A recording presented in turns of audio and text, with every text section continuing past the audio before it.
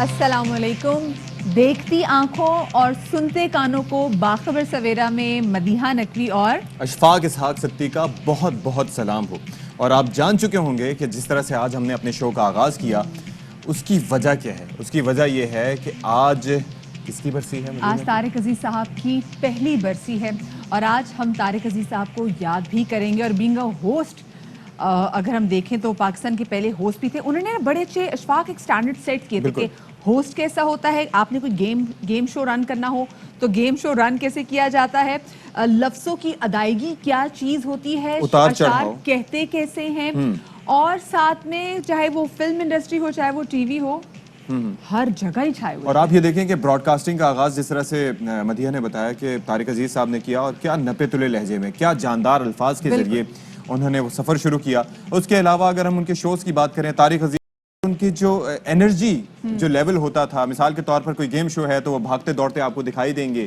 कोई जो नए जोड़ों को बुलाया जा रहा होगा तो उसके अंदर उनकी मुस्कुराहट दीदनी होती थी।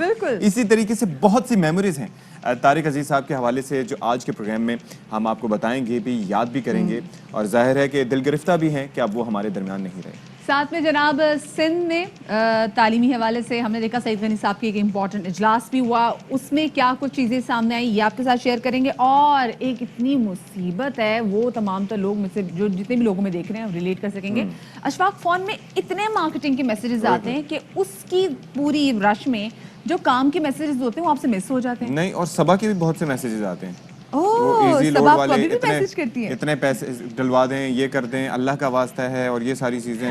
या फिर एक और चीज, जी तो पाकिस्तान में इतने पैसे निकल आए हैं तो फलाने नंबर पे कॉल करें, तो ये भी इस तरह के मैसेज। 5 दफा, मुझे यकीन माने मैं शायद भी कम बता रही, 5 दफा तो मुझे मैसेज आ चुका है कि जी तो पाकिस्तान में कुरानंदाजी में आपका नाम निकला है, इस नंबर पे कॉल करें। मैसेजेस सिर्फ हमें नहीं है, फहद मुस्तफा को बताएं कि आप जीत गए 25 तोले सोना वहां पर। तो क्या करें स्पैम मैसेजेस का, इस पे बात करेंगे, लेकिन पहले टॉप स्टोरीज पे नजर डाल लेते हैं।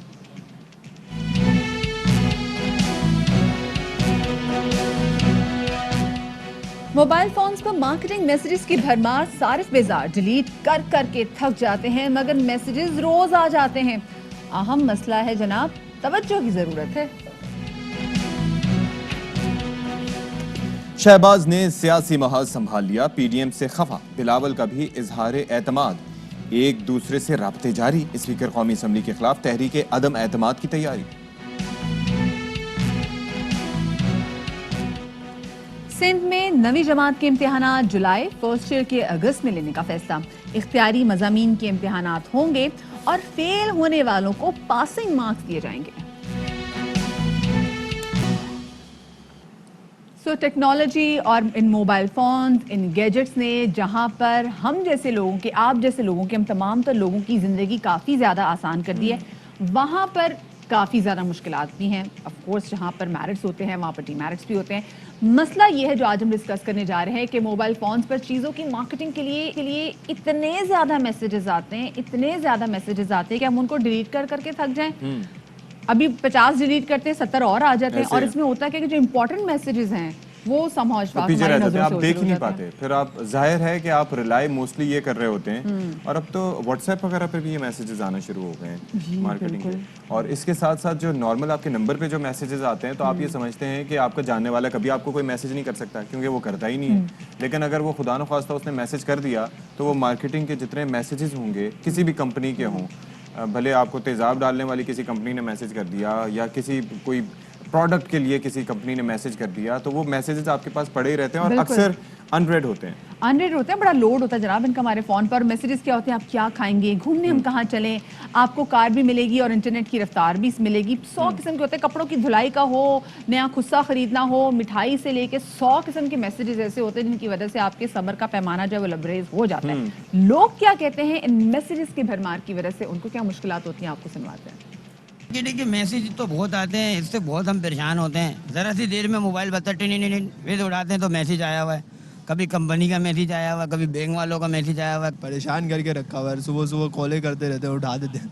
अनरीड ही जो है उसको डिलीट कर दिया जाता है क्योंकि इतना टाइम ही नहीं होता कि उसको यूज़ किया जाए। नंबर तो नहीं दिए होते हैं लेकिन पता नहीं कहाँ से आ जाते हैं इन कंपनीज के मैसेजेस। ये रोज़ाना ही सुबह इतने मैसेज आते हैं کہ بندہ پریشان ہوتا ہے اس پہ کہ آفس جانے کی الگ ٹینشن ہوتی ہے اور ان کے جو میسیج آتے ہیں اس کی الگ ٹینشن ہو رہی ہوتی ہے. حد سے زیادہ بیزار ہے کیونکہ میسیج کمپنی کے اس کے بھی آتے ہیں اور دوسری کمپنیوں کے بھی میسیج وغیرہ آتے ہیں.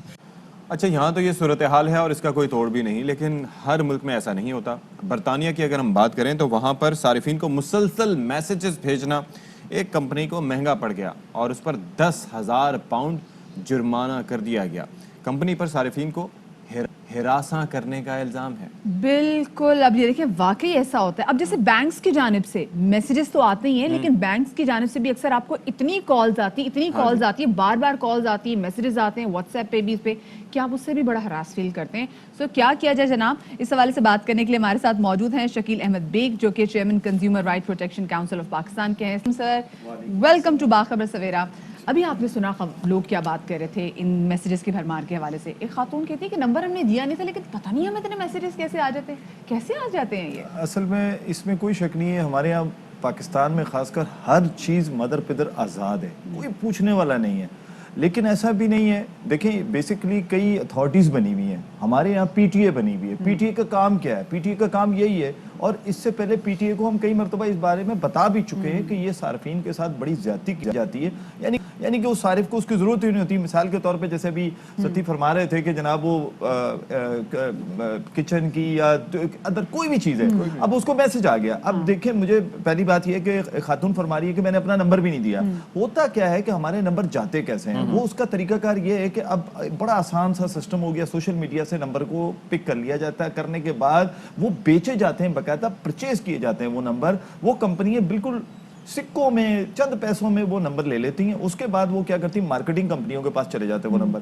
اچھا پی ٹی اے کو ہم یہ بول کے تھک گئے. اس کے علاوہ جو اس وقت ہمارے یہاں جو کمپنی کام کر رہی ان کو بھی ہم نے لکھا کہ آپ یہ اچھا ہم ان کو کیا روکیں؟ کمپنیاں خود نہیں باز آ رہی. آپ دیکھیں آپ کے موبائل پہ آپ پہلے واٹس ایپ پہ، آج کل ہم پہلے پریشان تھے کہ واٹس ایپ کے بہت زیادہ میسیجز آ رہے ہیں، وہ تو بند نہیں ہوئے، الٹا ٹیکسٹ اتنے آتے ہیں کہ ہم سوچتے تھے کہ ہم اس پہ رہے. جیسے پی ٹی اے روکے اس کو. واٹس ایپ پہ بھی ہم دیکھتے ہیں کہ وہ تو میسیجز آ جاتے ہیں، خیر وہ تو کنٹرول ہی ایک الگ ہے.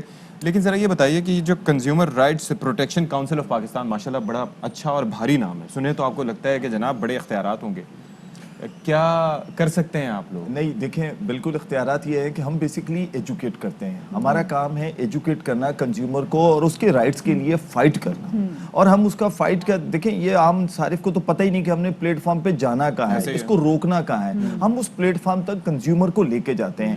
جیسے پہلے سندھ میں دیکھیں ہمارے یہاں کنزیومر پروٹیکشن کورٹ نہیں تھی، الحمدللہ یہاں کورٹ بن گئی ہیں. اب وہاں پر بھی ہم ابھی اس وقت آن لائن کے اوپر باقاعدہ آپ کے یہاں ایک شو بھی ہم کر چکے ہیں جس میں ہم بتا چکے ہیں کہ آن لائن کے اوپر کس طریقے سے ان کو جرمانے کروائے ہم نے، کیونکہ اس وقت وہ بھی ایک بہت بڑی مافیا کا روپ اختیار کر گئے. اسی طریقے سے یہ میسیجز ہیں. اچھا اس میں ہوتا کیا ہے کہ آپ ہی کے پروگرامز کے میسج بھی آ جاتے ہیں کہ جناب جیتو پاکستان سے یہ چیزیں حاصل کر لیں. میرے پاس ابھی آیا غلط ہوتے جی فیک ہوتے. آپ دیکھیں نا میرے پاس، میں ابھی اس وقت آپ کو دکھا سکتا ہوں، میرے پاس آج سے 5 دن پہلے آیا کہ آپ کی A T M State Bank نے بلاک کر دی ہے اے ٹی ایم کارڈ. اس نمبر پہ کال کریں. اچھا اب میں نے اس کو کال کی، میرے پر ریکارڈنگ ہے اس کی، وہ میں آپ کو شیئر کر سکتا ہوں، جس میں میں نے اس سے گفتگو کی. میں نے کہا یار یہ بتاؤ آپ نے آؤٹ آف کیوریوسٹی اس کو چیک آؤٹ کرنے میں کے نے لیے بھی کال کی یا پھر پریشان ہو کے کال کی؟ نہیں دیکھیں دونوں باتیں ہو گئی نا. ایک تو پریشانی تھی لیکن میں اس لیے پریشانی ہوا کہ وہ سرکاری نمبر نہیں تھا. نہیں اور دوسرا جو ان کی انگریزی ہوتی ہے اس سے بھی آپ کو سمجھ آ جاتا ہے کہ ایک اور اس بات میں صارفین کو تھوڑا سا مطلع کرنا چاہوں گا کہ آپ کو جو یہ بے وقوف بناتے ہیں، کبھی آپ نے ان کی اردو پہ غور کی ہے؟ وہ بالکل ایسی اردو ہوتی ہے کہ آپ کو لگ پتہ جاتا ہے کہ یہ کوئی بالکل چھوٹے سے کسی علاقے سے بیٹھ کر ہمیں بے وقوف بناتا ہے اور ہم سے وہ پیسے. ریسنٹلی 70,000 روپے کے کارڈ ایک خاتون سے چارج کروا لیے انہوں نے. یہ کیس ہمارے بیسک یہ ہوتا ہے کہ وہ ٹی پن آپ سے جنریٹ کروا لیتے ہیں some how, O T P یا اس طریقے سے وہ کہتے ہیں آپ کے پاس ایک میسج آیا ہوگا. میرے ساتھ بھی ایسا ہی ہوا تھا. مجھے انہوں نے کہا کہ جی آپ کا جی کارڈ بلاک ہو گیا. میں نے اس کو فون کیا بندے کو، میں نے کہا کہ کیا ہوا ہے؟ کہتے ہیں جی کنزیومر آپ جو ہیں کسٹمر ہیں ہمارے، تو ہمارے لیے جو ہے وہ اس طرح سے ہوا ہے. میں نے کہا تو آپ کے کسی سینئر سے بات کرا دیں. اس نے سینئر سے وہیں کھڑا ہوا تھا، اس سے بات کرائی. میں نے کہا یار تم ایک کام کرو، میں تمہیں ڈیٹیلز نہیں دے رہا، تم ویسے ہی میرا کارڈ جو ہے وہ اشفاق پراپرٹی پہ نیٹ فلکس پہ ہم دیکھ سکتے ہیں، سیریز بھی پڑی ہوئی ہے، مطلب ایک بھارت میں شوٹ بھی کی گئی تھی کہ اس طریقے سے چھوٹے گاؤں کے لڑکے اتنے لوگوں کا کروڑوں کا نقصان کرواتے تھے. اچھا اب یہ بتائیں ہم کیسے رپورٹ کر سکتے ہیں؟ فرض کیجئے مجھے کسی بینک سے میسج آ گیا کہ جی لون لے لیں آپ کے لیے لون ہے اور وہ مجھے کال کر رہے ہیں، وہ مجھے میسیجز کر رہے ہیں اور مجھے نہیں چاہیے اور میں ان سے کہہ رہی ہوں کہ مت کال کریں مجھے. ٹھیک ہے. سو واٹس اے وے کہ میں رپورٹ کر سکوں؟ 3 اسٹیج ہیں. دیکھیں ایک تو یہ ہے کہ اگر بینکس کے ہے تو وہ اسٹیٹ بینک کی باقاعدہ ویب سائٹ ہے, اس پہ وہ آپ اس کو اس بینک کی کمپلین کر سکتے ہیں, وہ ریسٹرکٹ کرتا ہے. بینکنگ موقع سے موجود بالکل. اس کے علاوہ آپ اب پی ٹی اے کو بھی کر سکتے ہیں, پی ٹی اے اس کو ریسٹرکٹ کرتا ہے, جو نمبر آپ دیں گے اس کو وہ بند کر دے گا. نمبر 3, آپ کنزیومر اگر کوئی خدا نخواستہ آپ کو دیکھیں ہراسمنٹ بھی ہو رہی ہے اس میں, ہوتی کیا ہے کہ آپ کو جو وہ میسیجز آتے ہیں وہ بیسکلی آپ کو آپ ایک عجیب کیفیت آپ کے اوپر طاری ہوتی ہے کہ میری اے ٹی ایم بلاک ہو گئی ہے. اب ایک ایسا شخص ہے جو بیچارہ نہیں نالج رکھتا, اس کے لیے تو وہ اس وقت ہوتا ہے کہ میں بینک جاؤں, یا اس کا مطلب ہے کہ خدا نخواستہ کو ایف بی آر نے میرے پہ وہ کر دیا. اصل میں عام لوگوں کو تھوڑی سی اس بارے میں یہ بھی پتہ چلنا چاہیے آپ کے پروگرام سے, کیونکہ آپ کے پروگرام کو دیکھا بہت زیادہ جاتا ہے, کہ جب تک آپ کو کسی P T C L number سے اور سرکاری نمبر سے کال نہ آ جائے, جو زیادہ تر پورے پاکستان میں 99 سے شروع ہوتے ہیں نمبر, 2 ڈیجٹ ہیں, آپ موبائل نمبر کو تو آپ بالکل گھاس ہی نہ ڈالیں, اس کو اٹھائے نہ کریں, آپ اس موبائل نمبر کو تو آپ رپلائی بھی نہ کریں اگر آپ نے بچنا ہے اس سے. لکھا ہوا ہے تو پھر دیکھیں ان نون کالر تو پھر آپ خود سمجھدار ہیں کہ وہ کیسے ہو سکتا ہے. اب آج کل تو ہر کام اتنا ڈیجیٹل, اصل میں سوشل میڈیا کو استعمال کر کے بھی کال کی جاتی ہیں جو نمبر نہیں آتا ہے. اس کے علاوہ آج کل تو سم کے اوپر بھی لوگوں نے اس طریقے سے کر لیے, اور آپ کے اپنے ایک پروگرام نے چھاپے مارے جس میں وہ گاؤں دیہات کے لوگوں کو اریسٹ کروایا انہوں نے ایف آئی اے سے. اب ذرا یہ بتا دیجیے گا کہ اس سے تھوڑا سا ہٹ کے کہ ویسے کنزیومر رائٹس جو کاؤنسل ہے وہ اور کن کن چیزوں میں صارفین کو اسسٹ کرتی ہے اور اب تک کیا کیا ہے؟ دیکھیں ہمارا کام بیسکلی تو یہ ہوتا ہے کہ ہم کنزیومر کو ایجوکیٹ کرتے ہیں کہ تمہیں اپنے رائٹس کے بارے میں پتہ ہونا چاہیے, ایک بات. دوسری بات یہ ہے کہ اگر کہیں ایسا کنزیومر ہے, جیسے میں خود اس وقت جو کاؤنسل بنی ہے اس کا ڈسٹرکٹ سینٹرل کا ممبر بھی ہوں, تو ہم وہاں پر ہمارے پاس جو کیسز آتے ہیں ہم ان کیسز کو دیکھتے ہیں کہ کس طرح کے کیسز ہیں, پھر اسے کورٹ تک پہنچاتے ہیں. آج یہ اتنا زبردست کام ہوا ہے, اس کے لیے بھی ہم حاضر ہیں. اچھا سیکنڈلی اس میں ایک اور چیز میں آپ کو بتا دوں آپ کے پروگرام کے توسط سے, کہ اس میں وکیل کرنے کی ضرورت ہی نہیں ہے. آپ سمپل آپ نے ایک ایپلیکیشن دینی ہے, آپ جس کے خلاف دینا چاہتے ہیں سیکشن 29 کے تحت آپ خود اس کو دیں گے, کسی نے نہیں دینی, آپ نے دینی ہے, اور اسے کوریئر کر دیں. آپ کوریئر کریں اور 15 ڈیز انتظار کریں, اگر 15 ڈیز میں وہ آپ کو کمپلسیٹ کر دیتا ہے وہ ادارہ یا وہ آرگنائزیشن, اٹس اوکے. اگر وہ نہیں کرتا ہے تو پھر آپ کیا کریں گے کہ سیدھا کورٹ میں جا کر وہ جمع کرا دیں گے. جج اس کمپنی کو, اس انڈیویجولز کو خود بلواتے ہیں, خود اس کیس کو پوسو کرتے ہیں, کوئی وکیل کی ضرورت نہیں ہے, کوئی پیسے دینے کی, چاہے آپ کے ساتھ کوئی انٹرنیٹ میں فراڈ بھی ہو, آپ نے کہیں سے آن لائن بھی شاپنگ کی ہو, وہ آپ کو چیزیں غلط بھیج دیں, یا پھر آپ الیکٹرانکس کی چیزیں خرید رہے ہوں اور وہاں پہ آپ کو چیزیں غلط بھیج دیں, تو آپ یہ تمام تو چیزیں کر سکتے ہیں. بالکل. ابھی خواتین کے ڈریس کے اوپر ابھی ایک گلشن کے اندر لباس نام کا کوئی تھا, اس کو ہم نے کروایا اور اس کو فائن بھی ہوا, اور ان کو جنہوں نے کپڑے پہنچائے بھی نہیں تھے, بالکل بالکل شادی کا فنکشن بھی گزر گیا تھا, لوگ آ رہے ہیں, ایجوکیٹ ہو رہے ہیں. اب مدیہ اپنے کپڑوں اور اپنے میک اپ کے سامان سے مطمئن ہو گئے, انہیں پتہ ہے کہ انہیں کہاں رابطہ کرنا ہے, کیا میسیج کرنے ہیں, کیا کال کرنا ہے. بالکل جی, میں نہیں چھوڑوں گی, آپ یہ یاد رکھیے گا. بہت شکریہ جی, ہمارے ساتھ موجود تھے جناب شکیل احمد بیگ صاحب. اور اب ذرا آگے بڑھتے ہیں اور بات کریں گے آپ کی تعلیم کے حوالے سے, اسپیسیفکلی وہ لوگ جو کہ سندھ میں رہتے ہیں. اب سندھ میں جو امتحانات ہیں ان کے شیڈیول اور پھر اسکول کھلنے سے متعلق خبر آپ کے سامنے یہ پیش کرتے ہیں کہ گزشتہ روز وزیر تعلیم سندھ سعید غنی کی زیر صدارت ہوا جی محکمہ تعلیم کی اسٹیئرنگ کمیٹی کا اجلاس, اور اس اجلاس میں یہ طے کیا گیا ہے کہ 9ویں اور 11ویں جماعت کے امتحانات کی تاریخ جو ہے وہ جو ڈیسائیڈ کیا, اس میں یہ کہ جولائی میں 10ویں کلاس کے امتحانات کے بعد 9ویں جماعت کے امتحانات لیے جائیں گے, اور پھر کلاس 11ویں کے امتحانات جو ہیں وہ 12ویں جماعت کے فوری بعد یعنی کہ اگست میں لیے جائیں گے. اور صرف اختیاری مضامین کے امتحانات ہوں گے, اور امتحانات کے 45 روز بعد پہلے مرحلے میں 10ویں اور 12ویں کے نتائج کا اعلان کیا جائے گا. 9ویں اور 11ویں کے نتائج دونوں کلاسز کے نتائج کے بعد ان کا اعلان کیا جائے گا. بالکل جی, جبکہ رواں سال ہم دیکھ رہے ہیں کہ میٹرک اور انٹر میں جو پریکٹیکل امتحانات ہیں وہ تھیوری امتحانات کے بعد لیے جائیں گے, اور پریکٹیکل امتحانات اپنے اپنے اسکولز اور کالجز میں ہوں گے. اس سے طلباء کو زیادہ بالکل پریشان ہونے کی ضرورت نہیں ہے. نمبر بھی اچھے آ جائیں گے, نمبر بھی اچھا ہو سکتا ہے, یو نیور نو. جبکہ میٹرک اور انٹر میں اختیاری مضامین میں جو لوگ فیل ہونے کے چانسز ہیں ان طلباء کو بھی دے دیے جائیں گے پاسنگ مارکس, تاکہ کوئی فیل نہ ہو. بالکل, اور لازمی مضامین کے مارکس اختیاری مضامین کی بنیاد پر دیے جائیں گے. اسی پر بات کرنے کے لیے وزیر تعلیم سندھ سعید غنی صاحب. سعید غنی صاحب بہت شکریہ, آپ نے باخبر سویرا کے لیے وقت نکالا. فرمائیے گا کہ یہ او اور اے لیولز کے امتحانات مکمل ہو رہے ہیں, تو یہ انٹر اور میٹرک کے امتحانات پورے کیوں نہیں لیے جا رہے؟ دیکھیں ابھی کچھ ہفتے پہلے ایک interprovincial education ministers committee کا اجلاس ہوا تھا, جس میں تمام صوبوں کے وزرائے تعلیم اور فیڈرل منسٹر ہوتے ہیں, तो वहाँ ये बात तय हुई कि जो सिर्फ इलेक्टिव सब्जेक्ट्स हैं वो उनके एग्ज़ाम लिए जाएं और जो कंपलसरी सब्जेक्ट्स हैं उनके ना लिए जाएं। अच्छा, उसकी वजह एक तो ये है कि बच्चों को इस साल पढ़ने के लिए बहुत कम वक्त मिला है। दूसरा ये कि जितने आप एग्ज़ाम ज़्यादा लेते हैं, ज़ाहिर है कि वो जो कोविड की रिस्ट्रिक्शंस हैं उस पर भी थोड़ा सा कंप्रोमाइज़ करना पड़ता है। तो कोशिश ये की गई कि 9वीं 10वीं 11वीं 12वीं के जो बच्चे होते हैं, ज़ाहिर है कि वो आगे प्रोफेशनल कॉलेजेस में जाते हैं और अपना फ्यूचर वो डिसाइड करते हैं कि उन्होंने किस तरफ जाना है। तो वो सब्जेक्ट्स जो रेलेवेंट हैं बहुत ज़्यादा उनकी जो चॉइस होगी आगे फ्यूचर में उसके साथ वो हम ले लें। बाकी जो कंपलसरी सब्जेक्ट्स होते हैं, ज़ाहिर है कि वो बचपन से पढ़ते हुए आते हैं हर क्लास में और आगे भी उनको कहीं ना कहीं वो पढ़ने को मिल जाते हैं। इस बुनियाद पर ये तय हुआ और ये इत्तफाक़ राय से फैसला हुआ था। और जो कैम्ब्रिज के भी एग्ज़ाम्स हुए हैं उसमें भी इन्होंने जो है वो इलेक्टिव सब्जेक्ट्स पर ही इक्तफा किया और उसी के पेपर दे रहे हैं। सही। अच्छा सईद गनी साहब, ये बताइएगा कि जो बच्चे ग्रेड या फिर अपनी डिवीजन को बेहतर करना चाहते हैं उन्हें तो ऑफ कोर्स मुश्किलात का सामना होगा। मुमकिन है कि कोई कंपल्सरी मज़ामीन में बेहतर हो निकला तो फिर उसकी सूरत में नुकसान होगा? देखिए, हमने कल स्टीयरिंग कमेटी का जो इजलास हुआ उसमें बड़ी तफसील से बात की थी इसी इशू पर और मुख्तलिफ आरा थी और उसके बाद हमें कोशिश की है कि हम एक बेहतर प्लान कर लें। लेकिन एक चीज़ ध्यान में रखनी चाहिए कि जो हालात हैं उन हालात में आप जो नॉर्मल डेज़ की सूरत हाल थी उसको फॉलो नहीं कर सकते हैं। आपको कहीं ना कहीं कंप्रोमाइज़ करने हैं और कहीं बच्चों का नुकसान भी होगा और हम कोशिश करेंगे कि कम से कम उनको हम डिसएडवांटेज में रखें। तो जो तरीक़ेकार रखा गया है वो ये है कि जो इलेक्टिव सब्जेक्ट्स के एग्ज़ाम्स होंगे बच्चों को उसी परसेंटेज के मुताबिक, एवरेज के मुताबिक बाकी जो कंपलसरी सब्जेक्ट्स हैं जिसमें वो अपेयर नहीं हो रहे हैं उनको नंबर दिए जाएंगे।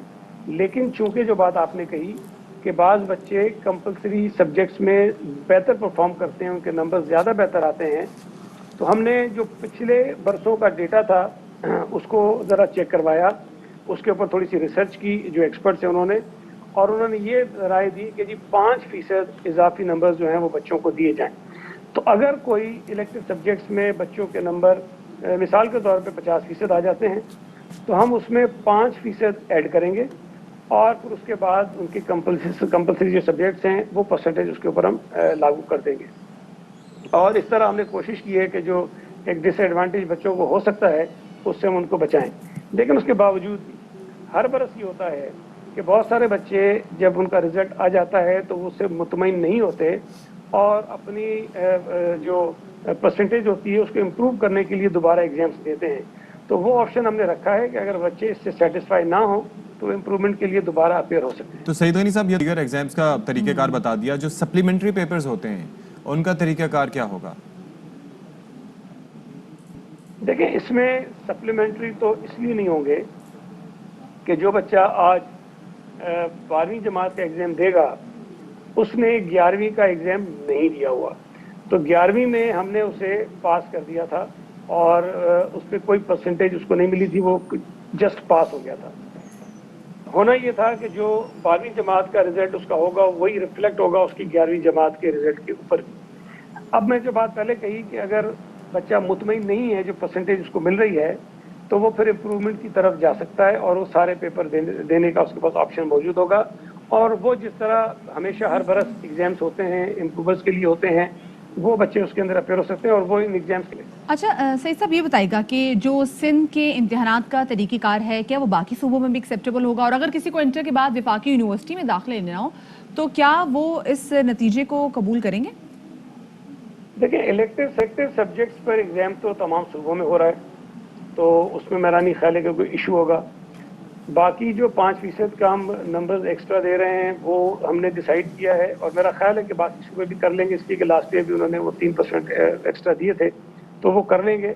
और ये बात हमने डिसाइड की है मीटिंग्स में कि जो भी सूबे अपना एक तरीक़ाकार बनाएंगे और हमने कोशिश की है कि हम बेहतर बनाएं तो उसको यकीनन पूरे मुल्क में जो है वो एक्सेप्ट किया जाएगा। और हमने ये नहीं कहा कि हम बच्चों को बगैर एग्जाम्स के पास कर रहे हैं और बाकी सूबों में एग्जाम्स हो रहा है तो नहीं कर सकते। तो चीज़ें बेहतर की। और एक चीज़ हमने और जो की है मैं समझता हूँ उसका भी तज़किरा कर देना चाहिए कि जो प्रैक्टिकल एग्जाम्स होने हैं बच्चों के वो भी होंगे और उसके भी नंबर्स उनको मिलेंगे और वो ज़ाहिर है कि उनकी लोकल अपने जिन स्कूलों में वो पढ़ते हैं वहीं पर उनके प्रैक्टिकल्स होंगे, उसके मार्क्स भी इसको मिलेंगे। जो एक और इम्पोर्टेंट चीज़ है कि जो बच्चे इलेक्टिव सब्जेक्ट्स में पेपर्स देंगे और उसमें अगर वो कोई फेल हो जाएगा तो हम उसे फेल नहीं करेंगे, बल्कि उसमें उसको पासिंग मार्क्स दे देंगे, जो तकरीबन 33% बनते हैं वो हम उनको ज़रूर देंगे। अच्छा, उसकी वजह भी ये है कि चूँकि जिस तरह मैंने बताया कि 10वीं जमात का बच्चा और 12वीं जमात का बच्चा 9वीं में और 11वीं में उनके एग्ज़ाम्स नहीं हुए और वो वैसे ही प्रोमोट हो गए थे। अच्छा, अब इस साल जो वो एग्ज़ाम देंगे वही इनकी जो परसेंटेज है वो पिछले साल के जो रिजल्ट है उसके अंदर शो होनी है। अच्छा, बड़ा समझ के आपने ये प्रोसीजर जाहिर है कि तय किया होगा, तो ये जो सिंध में इम्तिहानात का तरीक़ेकार है, क्या ये दूसरे सूबों में काबिल अमल होगा? मिसाल के तौर पर यहाँ पर एग्ज़ाम्स के बाद अगर किसी को वफाकी किसी यूनिवर्सिटी में जामिया में दाखिला लेना हो, उस सूरत में क्या प्रोसीजर होगा उसका? देखें, ग्रेड 1 से लेके 8वीं तक का जो एग्ज़ाम्स है वो स्कूल्स में होते हैं, वो बोर्ड्स के एग्ज़ाम्स नहीं होते, तो वो हमने स्कूल्स पर छोड़ा है कि वो अपनी सहूलत के मुताबिक उन बच्चों के एग्ज़ाम्स का जो है वो बंदोबस्त कर लें। कुछ स्कूल्स पहले से ही ऑनलाइन एग्ज़ाम्स ले चुके हैं तो उन्हें ज़ाहिर लेने की ज़रूरत नहीं पड़ेगी, लेकिन जहाँ ये एग्ज़ाम्स नहीं हुए हैं वहाँ पर स्कूल्स अपनी आसानी के मुताबिक एग्ज़ाम्स ले सकते हैं। जी जनाब, तो इसी पर अब फर्दर भी बात कर लेते हैं। सईद गनी साहब तो हमारे साथ मौजूद थे और सईद गनी साहब ने पूरा प्रोसीजर जो है वो हमें दिया कि किस तरीके से एग्जामिनेशंस लिए जाएंगे, तो इसी पर बात कर लेते हैं। All Pakistan private schools association के सदर काशिफ मिर्ज़ा साहब इस वक्त बराह रास्त हमारे साथ मौजूद हैं। बहुत शुक्रिया काशिफ मिर्ज़ा साहब, आपने हमारे लिए वक्त निकाला। फरमाइएगा कि ये जो प्रोसीजर डिवाइस किया गया है सिंध गवर्नमेंट की जानिब से, ओवरऑल उन्होंने डिटेल्स दी हैं, आप मुतमईन हैं इससे?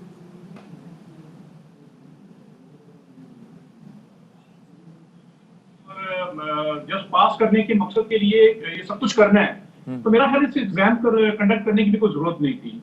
मैं हैरान हूँ कि हम किस तरह से अपनी कौम को इस पेंडेमिक के साथ लेके चले हैं। लास्ट ईयर हमने एग्जाम नहीं होने दिए, अब जब एग्जाम हो रहे हैं तो आपने मिनिस्टर साहब की गुफ्तगू जो सुनी है उसमें एक चीज बड़ी वाज़ेह है कि फिर किसी भी सूरत में बच्चे ने होना ही नहीं है।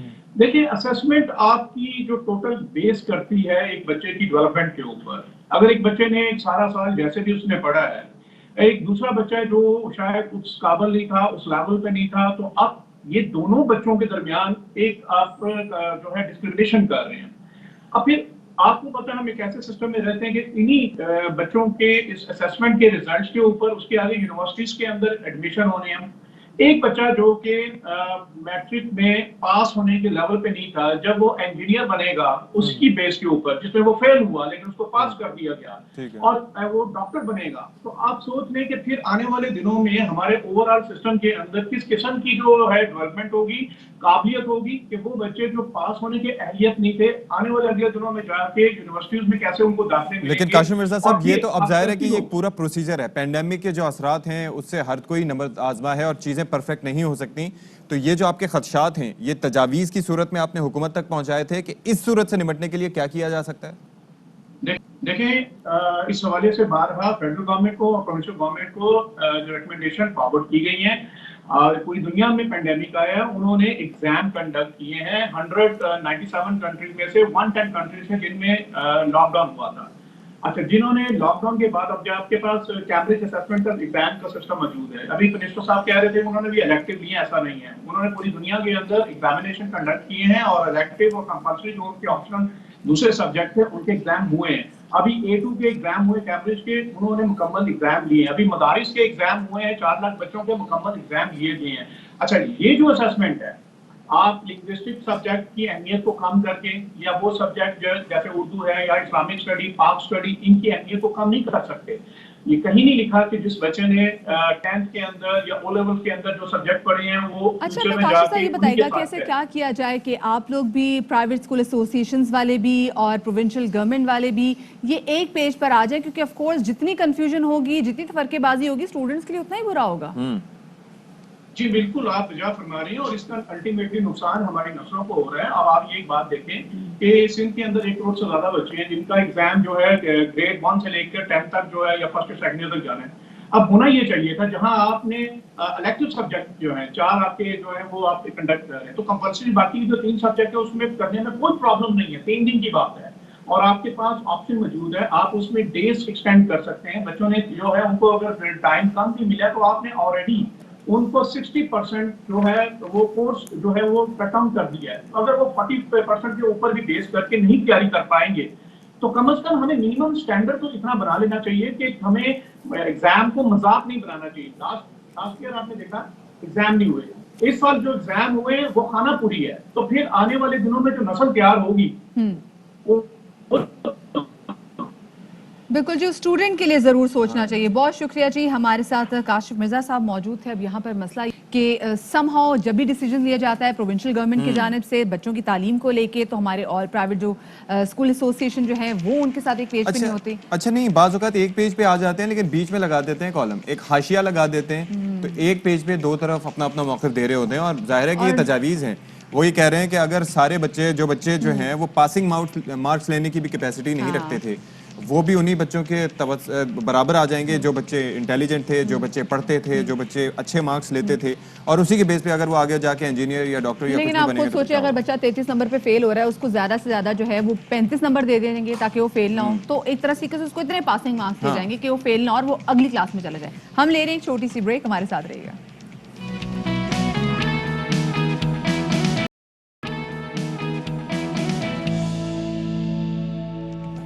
जी तो welcome back after the break. और अब कुछ बात हो जाए सियासी मैदान के हवाले से, जहां पर वो सियासी हरीफ जो कि दोस्त बन गए थे, फिर उनमें ब्रेकअप हो गया, वो एक दूसरे से जुदा जुदा हो गए, और अब कोशिश है जनाब कि वो फिर मुत्तहिद हो जाएं हुकूमत के खिलाफ। हम बात करें जनाब शहबाज शरीफ की जो पार्टी नून लीग और पाकिस्तान पीपल्स पार्टी। हमने देखा है कल बिलावल भुट्टो जरदारी की स्पेशल मीटिंग भी हुई, और ये कह रहे हैं कि जनाब हम स्पेसिफिकली अब क्योंकि जो स्पीकर साहब के लिए ये इन्होंने सोचा है कि अदम एतमाद की तहरीक चलाएंगे, यानी स्पीकर कौमी असेंबली के लिए, उसमें कहा कि जी हमारे जो वोट्स होंगे वो कहते हैं शहबाज शरीफ की तरफ जाने होंगे, और साथ में बजट के खिलाफ भी जो ये वोट देंगे वो शहबाज शरीफ को होंगे। लेकिन बड़ी अच्छी बात है अपोजिशन की, अगर हम उससे बात करें, अगर उनके माइंडसेट के हवाले से बात करें कि बिलाखिर अपोजिशन इकट्ठी हो रही है, हुकूमत जाहिर है कि इसको तनकीदी नज़रों से देख रही होगी, या हुकूमत ये भी सोच सकती है कि इन्होंने अब जमा होकर क्या कर लेना है, किसी न किसी मामले पर इनके नज़रियाती इख्तलाफात होंगे और फिर इनके रास्ते जुदा हो जाएंगे। लेकिन अभी हम देख रहे हैं कि इस वक्त गुड कॉप बैड कॉप वाला सीन चल रहा है मदिया, यानी कि नवाज शरीफ साहब और मरियम नवाज का मौक़िफ़ डिफरेंट है। इस वक्त जो है फ्रंट फुट पर आ गए हैं शहबाज शरीफ साहब, ताकि वो ये जो मुफाहमती डील्स हैं उनके माहिर समझे जाते हैं, सुलह कराने की कोशिश की जा रही है। और पीडीएम की तकसीम के बाद हम देख रहे हैं कि पाकिस्तान पीपल्स पार्टी शहबाज शरीफ पर काफ़ी एतमाद का इज़हार भी कर रही है। बिलावल भुट्टो जरदारी और शहबाज शरीफ की गुज़श्ता रोज़ पार्लियामेंट हाउस में स्पेसिफिकली मुलाकात भी हुई है। आइंदा क्या हिकमत अमली होनी चाहिए, इस पर मुशावरत की गई है, और बिलावल भुट्टो कहते हैं कि मुलाकात में आइंदा की सियासी हिकमत अमली पर मुशावरत की है, मिलकर अमल करेंगे और एक्शन सामने लेकर आएंगे। मिलके प्लान बना रहे हैं, फैसला ले रहे हैं, वो हम के सामने लेकर आएंगे। वज़ीर आज़म साहब इस मुल्क को चलाने में कोई दिलचस्पी नहीं ले रहा, वो बच्चों की तरह मिनिस्टर्स को हदायत दे रहे हैं। शहबाज शरीफ साहब मुस्लिम लीग नून का सदर भी है और कायदे हिज़्ब इख्तिलाफ है, वो बात कर रहा है तो पूरा अपोजिशन के लिए बात कर रहा है। अगर उस पर हमले होंगे, अगर बजट वो कायदे हिज़्ब इख्तिलाफ की तरफ फेंकेंगे, तो इन वज़ीरों का हैसियत क्या रहेगा अवाम के सामने। अपोजिशन की तरफ से इस पे कोई रिएक्शन नहीं होगा तो ये जमहूरियत के लिए बुरा होगा। अच्छा, मुत्तहिदा अपोजिशन ने स्पीकर कौमी असम्बली असद कैसर के खिलाफ तहरीक अदम एतमाद लाने का फैसला किया है। इस सिलसिले में एक कमेटी तश्कील दी गई है जिसमें पीपल्स पार्टी, मुस्लिम लीग नून और JUI फे के अरकान शामिल हैं। कमेटी दीगर अपोजिशन और नाला अरकान से भी राब्ते करेगी। अपोजिशन ने 7 अरकान पर पाबंदी का स्पीकर का फैसला भी मुस्तरद कर दिया है। बिल्कुल जी, और साथ में असद कैसर को उन्होंने कहा है कि जो भी हालात थे, जो कुछ भी हुआ, उसके जो जिम्मेदार हैं वो स्पीकर कौमी असेंबली असद कैसर है। साथ में शहबाज शरीफ का ये भी कहना था कि कल जो हुआ, यानी कि परसों जो हुआ और कल भी जो हुआ, वो नहीं होना चाहिए था, वो पार्लिमानी तारीख का स्याह दिन था, स्पीकर को रोकना चाहिए था, लेकिन ऐसा नहीं हुआ। क्या कहना था शहबाज शरीफ साहब का, जी आपको सुनवाते हैं। जो कल वाक़या हुआ पार्लियामान में, ये पार्लियामान की तारीख का एक स्याह दिन था। इससे ज़्यादा तूफ़ान बदतमीज़ी और इससे ज़्यादा गलीज़ गालियाँ और गाली गलोच, अपना ज़ुबान शर्मा जाए कोई एक लफ्ज़ मिलाने के लिए, उसको जितना भी कंडेम किया जा सकता करना चाहिए हमने किया है। और मैं समझता हूँ कि दुनिया को हमने क्या तमाशा बना कर दिखाया है। तो अभी मैं शुक्रगुजार हूँ चेयरमैन बिलावल भुट्टो जरदारी साहब का कि अभी ہم بیٹھے تھے اور اسی ایشو پر ہم نے ڈسکس کیا اور ہم نے ایک پلان کیا اور اس پلان کو انشاءاللہ ہم پوری کریں. اب جناب یہ جو ڈیولپمنٹ ہے اس پر ہم بات کر لیتے ہیں. پاکستان تحریک انصاف کی رہنما عالیہ حمزہ ہمیں جوائن کر رہی ہیں. عالیہ فرمائیے گا کہ شہباز شریف صاحب اب سیاسی میدان میں سرگرم عمل ہیں اور بلاول بھٹو صاحب کی جانب سے بھی ان پر اعتماد کا اظہار کر دیا گیا ہے. تو یہ جو تبدیلی آئی ہے اچانک, اس پر آپ کیا کہیں گے؟ پچھلے 35-40 سال سے یہ دونوں مکمکہ کی سیاست کرتے رہتے ہیں اور سب نے دیکھا ہے کہ ایک دوسرے کو لاڑکانہ کی سڑکوں سے گھسیٹنے سے لے کر پیٹ پھاڑنے تک کی سیاست کرتے رہے ہیں. لیکن ظاہر ہے ایک ایسا سخت تھانے دار آ گیا جس نے ان کو مجبور کر دیا اکٹھا ہونے پر. پہلے بھی یہ اپنی آل بچاؤ, مال بچاؤ اور کرپشن بچاؤ کے لیے اکٹھے ہو رہے تھے. اب بھی ان کو یہ لگ رہا ہے کہ پاکستان صحیح سمت میں جا رہا ہے پرائم منسٹر عمران خان صاحب کی قیادت میں. آج سارے جو اکنامک انڈیکیٹرز ہیں وہ پازیٹیو آ رہے ہیں. ہم ایک اچھا بجٹ پیش کر چکے ہیں تو صحیح ہے, یہ ہمارا مقابلہ الگ الگ تو ہو کر نہیں سکتے, تو اس لیے یہ اکٹھے ہو گئے ہیں. لیکن نہ ہمیں پہلے ان سے کوئی ڈر تھا, نہ اب ہمیں ان سے کوئی ڈر. اچھا عالیہ, یہ کہے گا کہ کل بلاول بھٹو زرداری اور شہباز شریف صاحب کی ملاقات بھی ہوئی ہے اور انہوں نے سوچا ہے کہ ایک حکمت عملی پہ کام کیا جائے گا حکومت کے خلاف. تو آپ کو لگتا ہے کہ جو سیاسی اتحاد دوبارہ بننے جا رہا ہے یہ حکومت کو ٹف ٹائم دے سکتا ہے؟ نہ ہمیں ان سے, جب یہ پی ڈی ایم انہوں نے بنائی تھی 3-4 مہینے پہلے, نہ وہ ہمیں ان سے کسی قسم کا ڈر تھا, نہ اب یہ جو نیا اتحاد بنانا ہے ہمیں اس سے کسی قسم کا بھی ڈر نہیں ہے. جس طرح پی ڈی ایم بری طرح سے کامیاب ہوئی تھی, اسی طرح سے ان کا یہ نیا اتحاد بھی, اس کا بھی رزلٹ عوام کے سامنے آیا تھا. جس طرح سے وہ اس کا مردہ دفن کیے بغیر چھوڑ گئے تھے, تو ونس اگین جس طرح سے میں نے انہیں بتایا این آر او تو انہیں ملنا نہیں ہے اور ان کو یہ پتا ہے کہ یہ الگ الگ رہ کر خان صاحب کا مقابلہ تو کر سکتے نہیں ہیں. اور یہ بھی انہیں پتا ہے کہ اب ملک جو ہے وہ ترقی کی سمت پر گامزن ہے, تو انہیں اپنی سیاست کا مستقبل بالکل تاریخ نظر آ رہا ہے. اور جس کی وجہ یہ کہ ایک دفعہ دوبارہ یہ گٹھ جوڑ کرنے لگے, لیکن یہ کل بھی ناکام تھے, آج بھی ناکام. اچھا, متحدہ اپوزیشن نے ڈپٹی اسپیکر کے بعد اب اسپیکر صاحب کے خلاف بھی تحریک عدم اعتماد لانے کا فیصلہ کیا ہے. آپ کو لگتا ہے یہ کامیاب ہوگی؟ مستقبل کا حال تو اللہ تعالیٰ کی ذات ہی جانتی ہے, لیکن ہم جو سمجھتے ہیں, ہم یہ سمجھتے ہیں کہ انہوں نے پہلے بھی یہی کہا تھا پرائم منسٹر کے اگینسٹ بھی یہ ووٹ آف نو کانفیڈنس لائے تھے, لیکن یہ اتنی ہمت نہیں کر سکے. اور سب نے دیکھا کہ پرائم منسٹر عمران خان صاحب پہلے سے زیادہ ووٹ لے کر کامیاب ہوئے. اسی طرح سے یہ اسپیکر اور ڈپٹی اسپیکر کے اگینسٹ جو عدم اعتماد لانا چاہتے ہیں, پہلا تو میرا ان سے سوال یہ کہ یہ سوری صاحب کے اگینسٹ اس لیے عدم اعتماد لانا چاہتے ہیں کہ انہوں نے 21 بلز جو کب سے 6 مہینوں سے اسٹینڈنگ کمیٹی میں لٹکے ہوئے تھے وہ پارلیمنٹ سے پاس کرائے. یہ اس لیے لانا چاہتے ہیں کہ وہاں پر اینٹی ریپ بل جو ہے اس کے اپروول ہوئی, خواتین کو وراثت میں حصہ دینے اور فوری طور پر ان کو وراثت میں حصہ دینے کا بل پاس ہوا. یعنی جہاں پر عورتوں اور خواتین عام لوگوں کے لیے لیجسلیشن ہو رہی ہے, تو یہ اس لیے ان کے اگر اگینسٹ عدم اعتماد لانا چاہتے ہیں. تو میں آپ کو یہ بتا رہی ہوں کہ انشاءاللہ تعالی ان کی یہ ساری کوششیں کام ہوں گی. چلے, لیکن عالیہ جو سب سے اس وقت بات کرنے کی ضرورت ہے, جو ہم اسپیسیفکلی کچھ دنوں سے دیکھ رہے ہیں قومی اسمبلی میں جس قسم کی ہنگامہ رہی ہوتی ہے, جو پرتشدد قسم کی کاروائیاں جو اسپیسیفکلی ہم دیکھتے ہیں کہ جب اپوزیشن لیڈر بھی کھڑے ہوتے ہیں تو نہ سننے دیا جاتا ہے, پھر ماحول ہی کچھ اور ہو جاتا ہے. سو کون ذمہ دار ہے اس کا؟ ساتھ میں آپ کو نہیں لگتا کہ ماحول کو بہتر بنانے کے لیے اب اپوزیشن سے بات چیت کرنی چاہیے؟ انہوں نے تو آپ کو ایک پیکٹ کی بھی آفر کی ہے. ہم صرف اس چیز کو یہ سمجھتے ہیں کہ اگر میں اس کا یہ جواب دوں کہ 40 سال تک انہوں نے کرپشن کا ایسی فضا اس ملک میں قائم کی تھی کہ لوگ اس چیز کو کہ کھاتا ہے تو لگاتا بھی ہے, اس چیز کو جسٹیفائی کرنے لگے تھے. بالکل آج اسی طرح سے کہ انہوں نے گالی گلوچ کو جو پنجاب کا کلچر قرار دیا ہے, انہیں کے رکن اسمبلی نے جو کل گالی گلوچ کا حصہ تھے انہوں نے اس کو پنجاب کا کلچر قرار دیا ہے. تو بالکل اسی طرح سے یہ تربیت کرنے لگے ہیں کہ ہماری نئی نسل کی. یہ تماشا دیکھیں, ان کی غنڈہ گردی, بے نظیر صاحبہ کی تصویروں سے لے کر جمائمہ بی بی کے اوپر جس طرح سے انہوں نے فیک کیسز بنائے, پھر خاتون اول کے اوپر یہ جس طرح سے اٹیک کرتے ہیں, یا پرائم منسٹر صاحب کی ہمشیرہ کے اوپر یہ جس طرح سے اٹیک کرتے ہیں, اور کل انہوں نے جس طرح ہماری خواتین کے اوپر اٹیک کیا ہے, اور آج جس طرح کی حرکتیں انہوں نے اسمبلی کے اندر کی ہیں, اور ابھی تھوڑی دیر پہلے انہیں کے. بالکل عالیہ, بالکل صحیح کہہ رہی ہے. خواتین کی ناموس پہ, خواتین کی عزت تو کسی بھی قسم کا یہاں پہ سمجھوتا نہیں ہونا چاہیے, لیکن گالی کے جواب میں گالی دینا, وہ بھی زیادہ بری گالی بکنا, میرے خیال سے زیادہ بری بات ہے. اینڈ آئی ایم شیور کہ یہ تمام جو پارٹی کے اراکین ہیں, جو اسپیسیفکلی پارٹی کے لیڈرز ہیں, وہ ایکشن ضرور لیں گے ان لوگوں کے خلاف جنہوں نے فحش گوئی کی ہے پارلیمنٹ ہاؤس میں, اور پارلیمنٹ ہاؤس کا جو ڈیکورم ہے نا اس کو obviously. اور سب سے بڑی بات یہ ہے کہ آپ اپنے گھر کی چیزیں جب باہر لے کر جاتے ہیں جہاں پر دنیا دیکھ رہی ہوتی ہے تو اس میں بڑی ایک افسوسناک سی صورتحال پیدا ہو جاتی ہے. بہرحال ایک اہم معاملے پر ہم آپ کو ایک بریکنگ نیوز دے رہے ہیں, وہ یہ ہے کہ وزیر اعظم پاکستان عمران خان کے زیر صدارت اجلاس ہوا جس میں ووٹنگ مشینوں کے استعمال پر بریفنگ دی گئی. یہ الیکٹرانک ووٹنگ مشینوں کے حوالے سے ہم بات کریں اور شفافیت یقینی بنانے کے لیے وزیر اعظم صاحب یہ فرماتے ہیں کہ ووٹنگ مشینوں کا استعمال واحد حل ہے. بالکل جی, اور حکومت انتخابی عمل میں شفافیت یقینی بنانے کے لیے پرعزم ہے. الیکٹرانک مشینوں کے استعمال میں شفافیت, آئینی تقاضوں کو پورا کیا جائے گا. اوورسیز پاکستانیوں کو انتخابی عمل میں لازماً شریک کریں گے. اوورسیز پاکستانی ملک کا بہت بڑا اثاثہ ہے, وزیر اعظم عمران خان کا یہ کہنا تھا. اور اب ایک بریک, ہمارے ساتھ رہیے گا.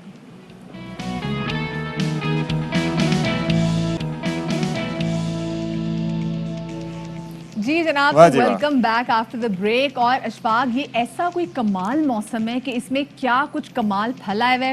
تربوز ہماری مارکیٹ میں موجود ہے, پھلوں کا بادشاہ آم ابھی تک ہے, پھلوں کا بادشاہ آم موجود ہے, لیچی آئی ہوئی ہم دیکھ رہے ہیں, پھلوں کے بادشاہ کے سگے سوتیلے بھائی وہ بھی موجود ہیں. وہ ایگزیکٹلی, لیچی موجود ہے, خوبانی موجود ہے, آلو بخارا موجود ہے, جامن موجود ہے, فالسے موجود ہے, اتنا کچھ تو اس میں ہے. چیری موجود ہے, سیب آف کورس ہے, مطلب اتنے مزیدار. اور آج تو اسپیسیفکلی ہم بات ہے جناب جو یہ پرپل فیملی کے جتنے بھی آ جاتے ہیں نا, مطلب جس میں آپ چیری بھی اس میں شمار کر سکتے ہیں, جامن اور فالسا. اور فالسے اور فالسوں کا جو شربت ہوتا ہے کمال ہوتا ہے. اگر فالسوں کے شربت کو ویسے آلو بخارے کے ساتھ ملا کے استعمال کیا جائے تو وہ بھی بڑا اچھا ایک ہو سکتا ہے, ایک اچھا کامبو ہو سکتا ہے. لیکن دیکھیں ہم دیکھیں, بات سنیں, مجھے لگ رہا ہے کہ آپ کا پہلے کوئی ٹھیلا شیلا تو نہیں آپ لگاتے تھے آلو بخارے کا شربت جو بالٹیوں میں رکھے کھڑے ہوتے ہیں. سیریسلی وہ املی آلو بخارے کا شربت تو میں نے کئی جگہ دیکھا ہوا, پنجاب میں بھی آپ کو پتا ہے کہ وہ ہوتا ہے. لیکن ساتھ ہی ساتھ یہ املی آلو بخارے کے ساتھ مجھے فالسے دیکھ کر خیال آیا, کیونکہ کلر چونکہ ملتے ہیں اور آلو بخارے کی افادیت بھی بہت زیادہ ہے ڈائجیشن کے حوالے سے. ماشاءاللہ سے حکمت سے بھی آپ کا تعلق ہے. میں جناب آج میں ادھر جا کے بیٹھ جاتا ہوں. نہیں آج گیسٹ نہیں, کیونکہ آج ہماری گیسٹ بڑی بہترین ہے. اور دیکھیں ابھی ہمیں کھا کے بڑا مزہ آتا ہے, ہمیں دیکھ کے بڑا مزہ آتا ہے, ہمیں ان کے شربت بنا کے بڑا مزہ آتا ہے, یعنی کہ فالسے کا شربت, جامن کھانے کا اتنا مزہ آتا ہے, پھر چیری پہ آف کورس. لیکن جامن گلے میں تھوڑا کبھی کبھار پکا ہوا نہ ہو نا تو وہ لگ بھی جاتا ہے. لیکن جناب آج ہم اس کے جو فضائل اس طریقے سے بیان کریں گے کہ ان کا فائدہ ہماری صحت کو کتنا ہے, آپ کا مزہ جو ہے نا یہ ہو جائے گا دوبارہ. اور اسی والے سے بات کرنے کے لیے ہمارے ساتھ اسٹوڈیوز میں موجود ہیں ڈاکٹر بلقیس, ان کو شامل گفتگو کریں گے. السلام علیکم. وعلیکم السلام. کیسی بلقیس؟ الحمدللہ ٹھیک ٹھاک, آپ لوگ کیسے ہیں؟ بالکل ٹھیک ٹھاک. یہ بلقیس آپا, ہم مارکیٹ میں دیکھ رہے ہیں اتنا کمال کوئی مہینہ چل رہا ہے, چاہے گرمی جتنی مرضی ہے, اللہ میں یعنی گرمی کو کنٹرول کرنے کے لیے اتنے کمال ہمیں پھل دے دیے مارکیٹ میں. فریج میں آپ جائیں اور اگر آپ نے خریدے ہوں تو آپ کے پاس اچھی خاصی ورائٹی ہوتی ہے, اور میرے خیال میں اسی سیزن میں اتنی ورائٹی اویلیبل ہوتی ہے. اصل میں ان کا جو کلر ہے نا وہ آپ کو ڈپریشن سے بھی بچاتا ہے. جو تینوں جیسے جامن کلر جو ہے نا آپ کے ڈپریشن, اور یہ تینوں پھل آپ کے ہارمونل امبیلنس کو بھی صحیح کرتے ہیں اسی وجہ سے. لیکن یہ ڈپریشن میں سے اسی صورت بچاتا ہوگا جب آپ تھیلی میں لے کے جا رہے ہو, کوئی دوسرا لے کے جا رہا ہو تو ڈپریشن میں اضافہ ہوتا ہوگا. ہاں یہ ہو سکتا ہے, لیکن اللہ کا شکر ہے کہ ہم بلیسڈ ایسے ملک میں رہتے ہیں کہ جہاں یہ چیزیں ہمیں مل جاتی ہیں ٹھیلوں پہ. میں ہمیشہ یہ کہتی ہوں کہ ہر جو خزانہ ہے نا وہ ہمیں ٹھیلوں پر ہی ملتا ہے. تو ہمیں میرا ٹھیلے کا آئیڈیا صحیح تھا. ہاں تو ان کی قدر کرنی چاہیے. ہم شروع کرتے ہیں فالسے سے. فالسے کو اگر ڈفرینشیٹ کریں ان تینوں سے تو یہ فالسا جو ہے نا نیچرل ORS ہے, اور جب فالسا آتا ہے تب لو چلنا شروع ہوتا ہے, اس سے پہلے فالسا آ چکا ہوتا ہے. تو آپ کو لو سے بچانے کے لیے کیری کے ساتھ فالسے بھی بہت اچھے ہوتے ہیں, اور UTI کے لیے, یورینری ٹریک انفیکشن کے لیے بھی بہت اچھا ہے. اور پھر یہ بحث کے گٹلی کھانی چاہیے نہیں کھانی چاہیے, کھا لیں بھائی, کھا لیتے ہیں, جو چبا سکتے ہیں چبا لیں, جو نہیں چبا سکتے نہ چبائیں. ٹھیک ہے, یہ تو فالسے کی افادیت جیسے ہم اس کو ڈفرینشیٹ کرتے ہیں. ورنہ دیکھا جائے تو اینٹی آکسیڈنٹ تینوں ہیں, وائٹامن C تینوں میں بھرپور ہے. اب آتے ہیں جامن. جامن جو ہے شوگر کے لیے بہت اچھا ہے, کولیسٹرول کے لیے بہت اچھا ہے, اور اس کے ساتھ جامن کا اگر جو اس کو سر پہ لگایا جائے تو آپ کے آئل کو کنٹرول کرتا ہے, چہرے پہ لگایا جائے تو اینٹی ایجنگ ہے.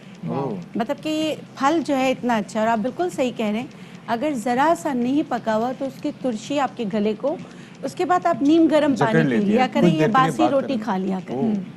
ٹھیک ہے, اور جو پھلوں کا بادشاہ ہے शुगर पेशेंट कुछ भी हो खाते हैं, उसके ऊपर अगर आप जामुन खा ले तो वो एंटीडोट एंटीडोट है इसका।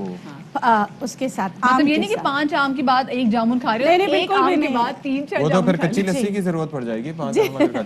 अच्छा वैसे थोड़ा सा टॉपिक से हट रहे हैं, लेकिन जी। ये जो आम का आपने तस्करा किया, जो डायबिटीज पेशेंट्स होते हैं उनके लिए सबसे कम मुज़र कौन सा होगा? क्योंकि चौंसा बहुत ज्यादा मीठा होता है, उसकी मतलब जो थोड़ा सा खट्टा ज्यादा हो, तुलसी मीठा कम हो, ओके ठीक है। तो ये वाला फिर आप खा सकते अच्छा हैं। चेरीज पे आ जाते हैं अब। अच्छा देखिए, चेरी में एक चेरी जो है आपकी हड्डियों के लिए बहुत अच्छा है, और जो सी रिएक्टिव प्रोटीन जिनका बढ़ता है, यानी ये उनमें बढ़ता है जो ऑटो इम्यून डिजीज में होते हैं, जैसे गाउट, रियोमेटाइड आर्थराइटिस। इसमें एक सब्सटेंस होता है कॉपर, और कॉपर आपके ब्रेन के लिए, आपके हार्ट के लिए बहुत ही कम इसका आपको डेली चाहिए होता है, लेकिन आपको इसका यूजेज चाहिए होता है। तो जो मसल्स जिनको बिल्डअप करना है, जिनके मसल्स में टूट फूट का शिकार है, हड्डियां टूट फूट का शिकार है, तो चेरी आपके लिए बहुत जबरदस्त है। तो यानी कि चेरी हमारे पेरेंट्स वगैरह के लिए भी जी। काफी ज्यादा, बिकॉज एक एज ऐसी आती है जिसके बाद हम देखते हैं क्योंकि बोन डेंसिटी जो है जी, वो कम होती चली कम जाती होती है। चली ऐसे ही है। जाती है, और उनको चीज भूलने की बीमारी होती चली जाती ऐसे है। ही है। तो चेरी एक ऐसी चीज है कि आप जब तक मौसम है, आप ज़रूर जो है ना इसको कंज्यूम करें, आपके ब्लड को बनाने के लिए, आपके आँखों को रोशन रखने के लिए, आपके हार्ट के लिए, आपके बोन्स के लिए, और ख़ासकर बहुत सारे ऐसे फल होते हैं जो कहते हैं कि विटामिन सी हाई है तो ऑटो इम्यून डिजीजेस में ना खाएं। वो नहीं बढ़ाती, अच्छा, ना शुगर नहीं खाएं। बढ़ाएगी ये? चेरी बहुत ज्यादा खाना है, ये कितनी क्वांटिटी में खाना चाहिए? देखिए, अब हर चीज़ एतदाल से, जैसे आप इसका 1 ग्लास जूस पी सकते हैं, आप 15 से 20 जो है ना आप खा सकते हैं। अच्छा, कुदरत की तरफ से देखिए, शुगर जो इसका होता है वो खुद ही ब्रेक हो जाता है, और बहुत ज़्यादा मीठा नहीं। डाइजेस्टेबल हाँ बिल्कुल, इसके लिए आपको इंसुलिन की ज़रूरत नहीं होती है। अब नई स्टडीज़ ये कहती हैं कि आप जब मतलब कि फ्रूट शुगर लेते हैं जो बहुत ज़्यादा मीठे ना हो, तो उसके लिए आपको इंसुलिन की ज़रूरत नहीं है। ओके। और ये बहुत मगर ज्यादा फिर भी मीठे आप फल- जामुन इसके साथ ऐड कर सकते हैं। अच्छा एक और चीज़ जी, ये है जी। कि वो जैसे आपने कहा कि ऑटो इम्यून डिजीजेस, तो जी, ये जो ऑटो इम्यून तो ये जो डिजीजेस सोरियोसिस वगैरह है वो भी इसी कैटेगरी में आ जाता है?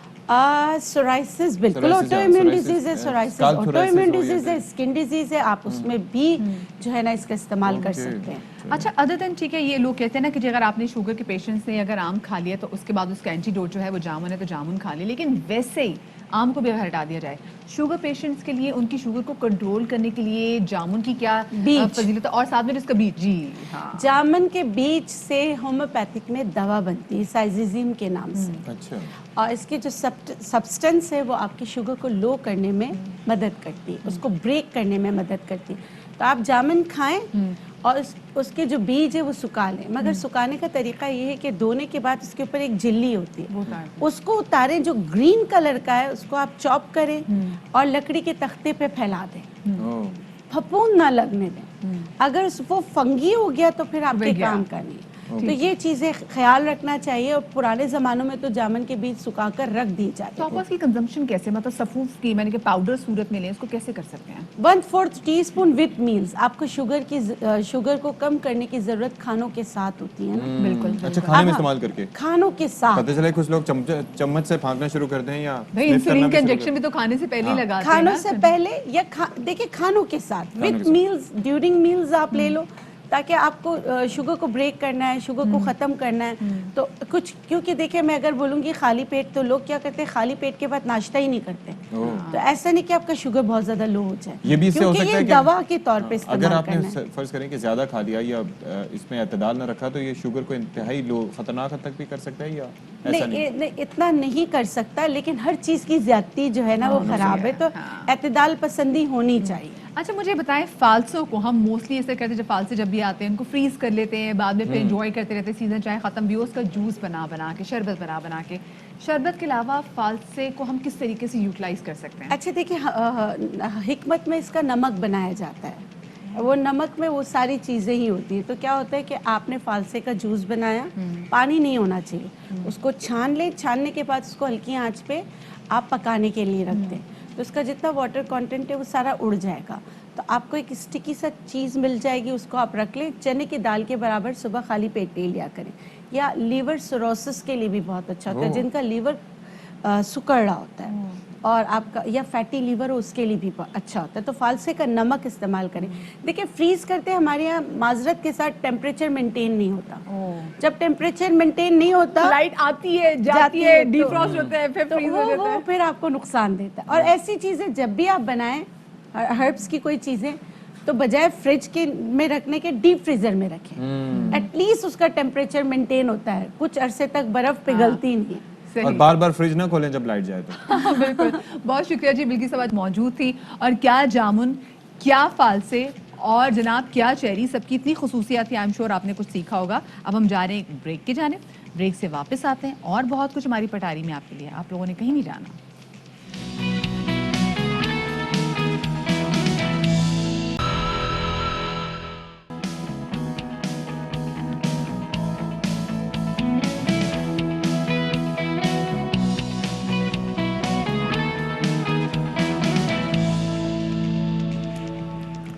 جناب تو ٹائم ہو چکا ہے 10:04.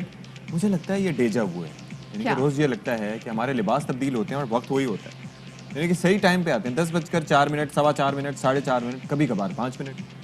آپ پہلے اپنا ہاتھ چیک کریں, آپ آج آپ نے گھڑیاں کتنی پہنی ہیں؟ آج میں نے بالکل ایک گھڑی پہنی ہے, اسی وجہ سے آپ یوں لفی ہوئی ہیں سائڈ پہ. لیکن یہ کیا آپ کو کیا ٹائم کے ساتھ آپ کو اتنی کیا فیسینیشن ہے؟ پتہ نہیں, آئی ڈونٹ نو. مجھے لگتا ہے کہ میں جب بھی دیکھتا ہوں آن ایئر آنے سے پہلے میں یوں دیکھتا ہوں تو 10:04 ہو رہے ہوتے ہیں, اور وہ پھر مجھے لگتا ہے کہ شاید کوئی ہم ٹائم کے پکے ٹائم لوپ تو نہیں ہے. نہیں, یہ بھی ہو سکتا ہے کہ کوئی ٹائم لوپ ہو اور ہم اسے مسلسل گزر رہے ہوں. لیکن اگر ٹائم لوپ ہوتا تو ہمارے کپڑے سیم ہوتے, چینج نہ ہوتے, اور ہماری زندگی میں اور بھی بہت سی چیزیں ہیں جنہیں چینج نہیں ہونا چاہیے. ٹیکنیکل باتیں کرتے ہیں نا تو لوگ کہتے ہیں کیا باتیں کر رہے ہیں, کھچ مار رہے ہیں, چپلیاں مار رہے ہیں. لوگ کہتے ہیں بچی پہلے چائے پی رہے تھے تو چائے میں ہضم نہیں ہوگی, مطلب سوچو چائے بھی ہضم نہیں ہوتی ایسی بات. بالکل ایسے ہی مدیہ. اور آپ کیا اچھی باتیں کرنے جا رہے ہیں آج؟ بھائی آج تو کیونکہ جو ابھی اس والے گھنٹے میں ہم آپ کی اسپیشل دکھائیں گے, ایک بڑا زبردست پیکج تیار کیا ہے اشفاق اسحاق ستی نے, جس میں یہ محمد وسیم باکسر کے پاس گئے ہیں اور ان کو خود بھی باکسنگ کرنے کا بڑا شوق ہے. پتہ نہیں کیسے میں نے سننے کو ایک پنچ پڑا ہے, طبیعت ان کی کافی سے بحال ہوئی ہے. ناک پہ پنچ نہیں پڑا, لیا جا رہا تھا, ناک پہ پنچ نہیں پڑا, مجھے اس کا افسوس ہے. میں نے کہا تھا کہ اگر ناک پہ مجھے مکہ مارنا ہے تو میں نے یہیں لیٹ کے رونا ہے, ایڑیاں رگڑ رگڑ کے. تو کوئی آئندہ باکسنگ کا میچ نہیں ملے گا, بولیں گے دیکھو بے ضرر انسان کو ایسے مار دیا. تو ڈرا دیا تھا میں نے. ڈرانے کے بہت سے طریقے ہوتے ہیں لوگوں. یہ دیکھیں جہاں آپ مکے نہ برسا سکتے ہو, آپ اگلے کو ڈرا دے, ٹیرر میں ڈال دے. اس نے بدلا لیا, مجھے یہاں پر مکہ مارا. ساتھ میں پاکستان سپر لیگ کے حوالے سے بھی ڈسکشن ہوگی, پوائنٹس ٹیبل پہ کون ٹیم سب سے آگے, اس حوالے سے بات بھی ہوگی. لیکن پہلے top stories.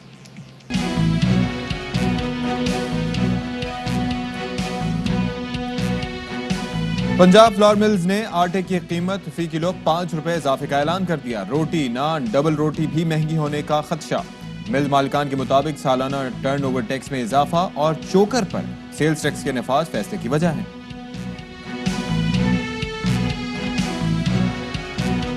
Pakistan Super league کی پوائنٹس ٹیبل کی پوزیشن دلچسپ ہو گئی. اسلام آباد یونائٹڈ کے 12 پوائنٹس پلے آف کے لیے کوالیفائی کر لیا. بہتر ایوریج نے پشاور کو دوسری پوزیشن دلا دی, اور کوئٹہ کا واپسی کا ٹکٹ کٹ سکتا ہے اگر اگلے میچوں میں کامیابی نہ ملی تو.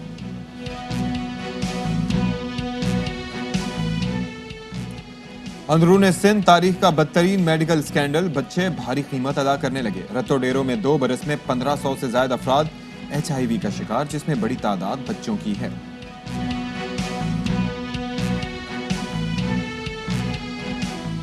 اور مختلف ورزشیں بھی, خوب محنت بھی. فخر پاکستان روشن مثال عالمی شہرت یافتہ باکسر محمد وسیم اشفاق ستی کے ساتھ آج بنے باخبر سویرا کے مہمان.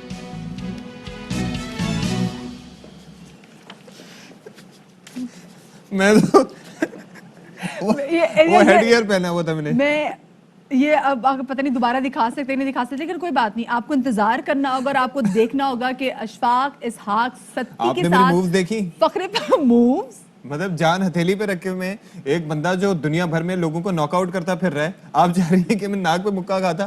میرے تو ابو نے پہلے کہا تھا کہ بیٹا تمہاری ناک جو ہے نا پتلی سیدھی ہے, مکہ نہ کھانا. پھینی ناک والے باکسر بن سکتے ہیں, تم نہیں بن سکتے.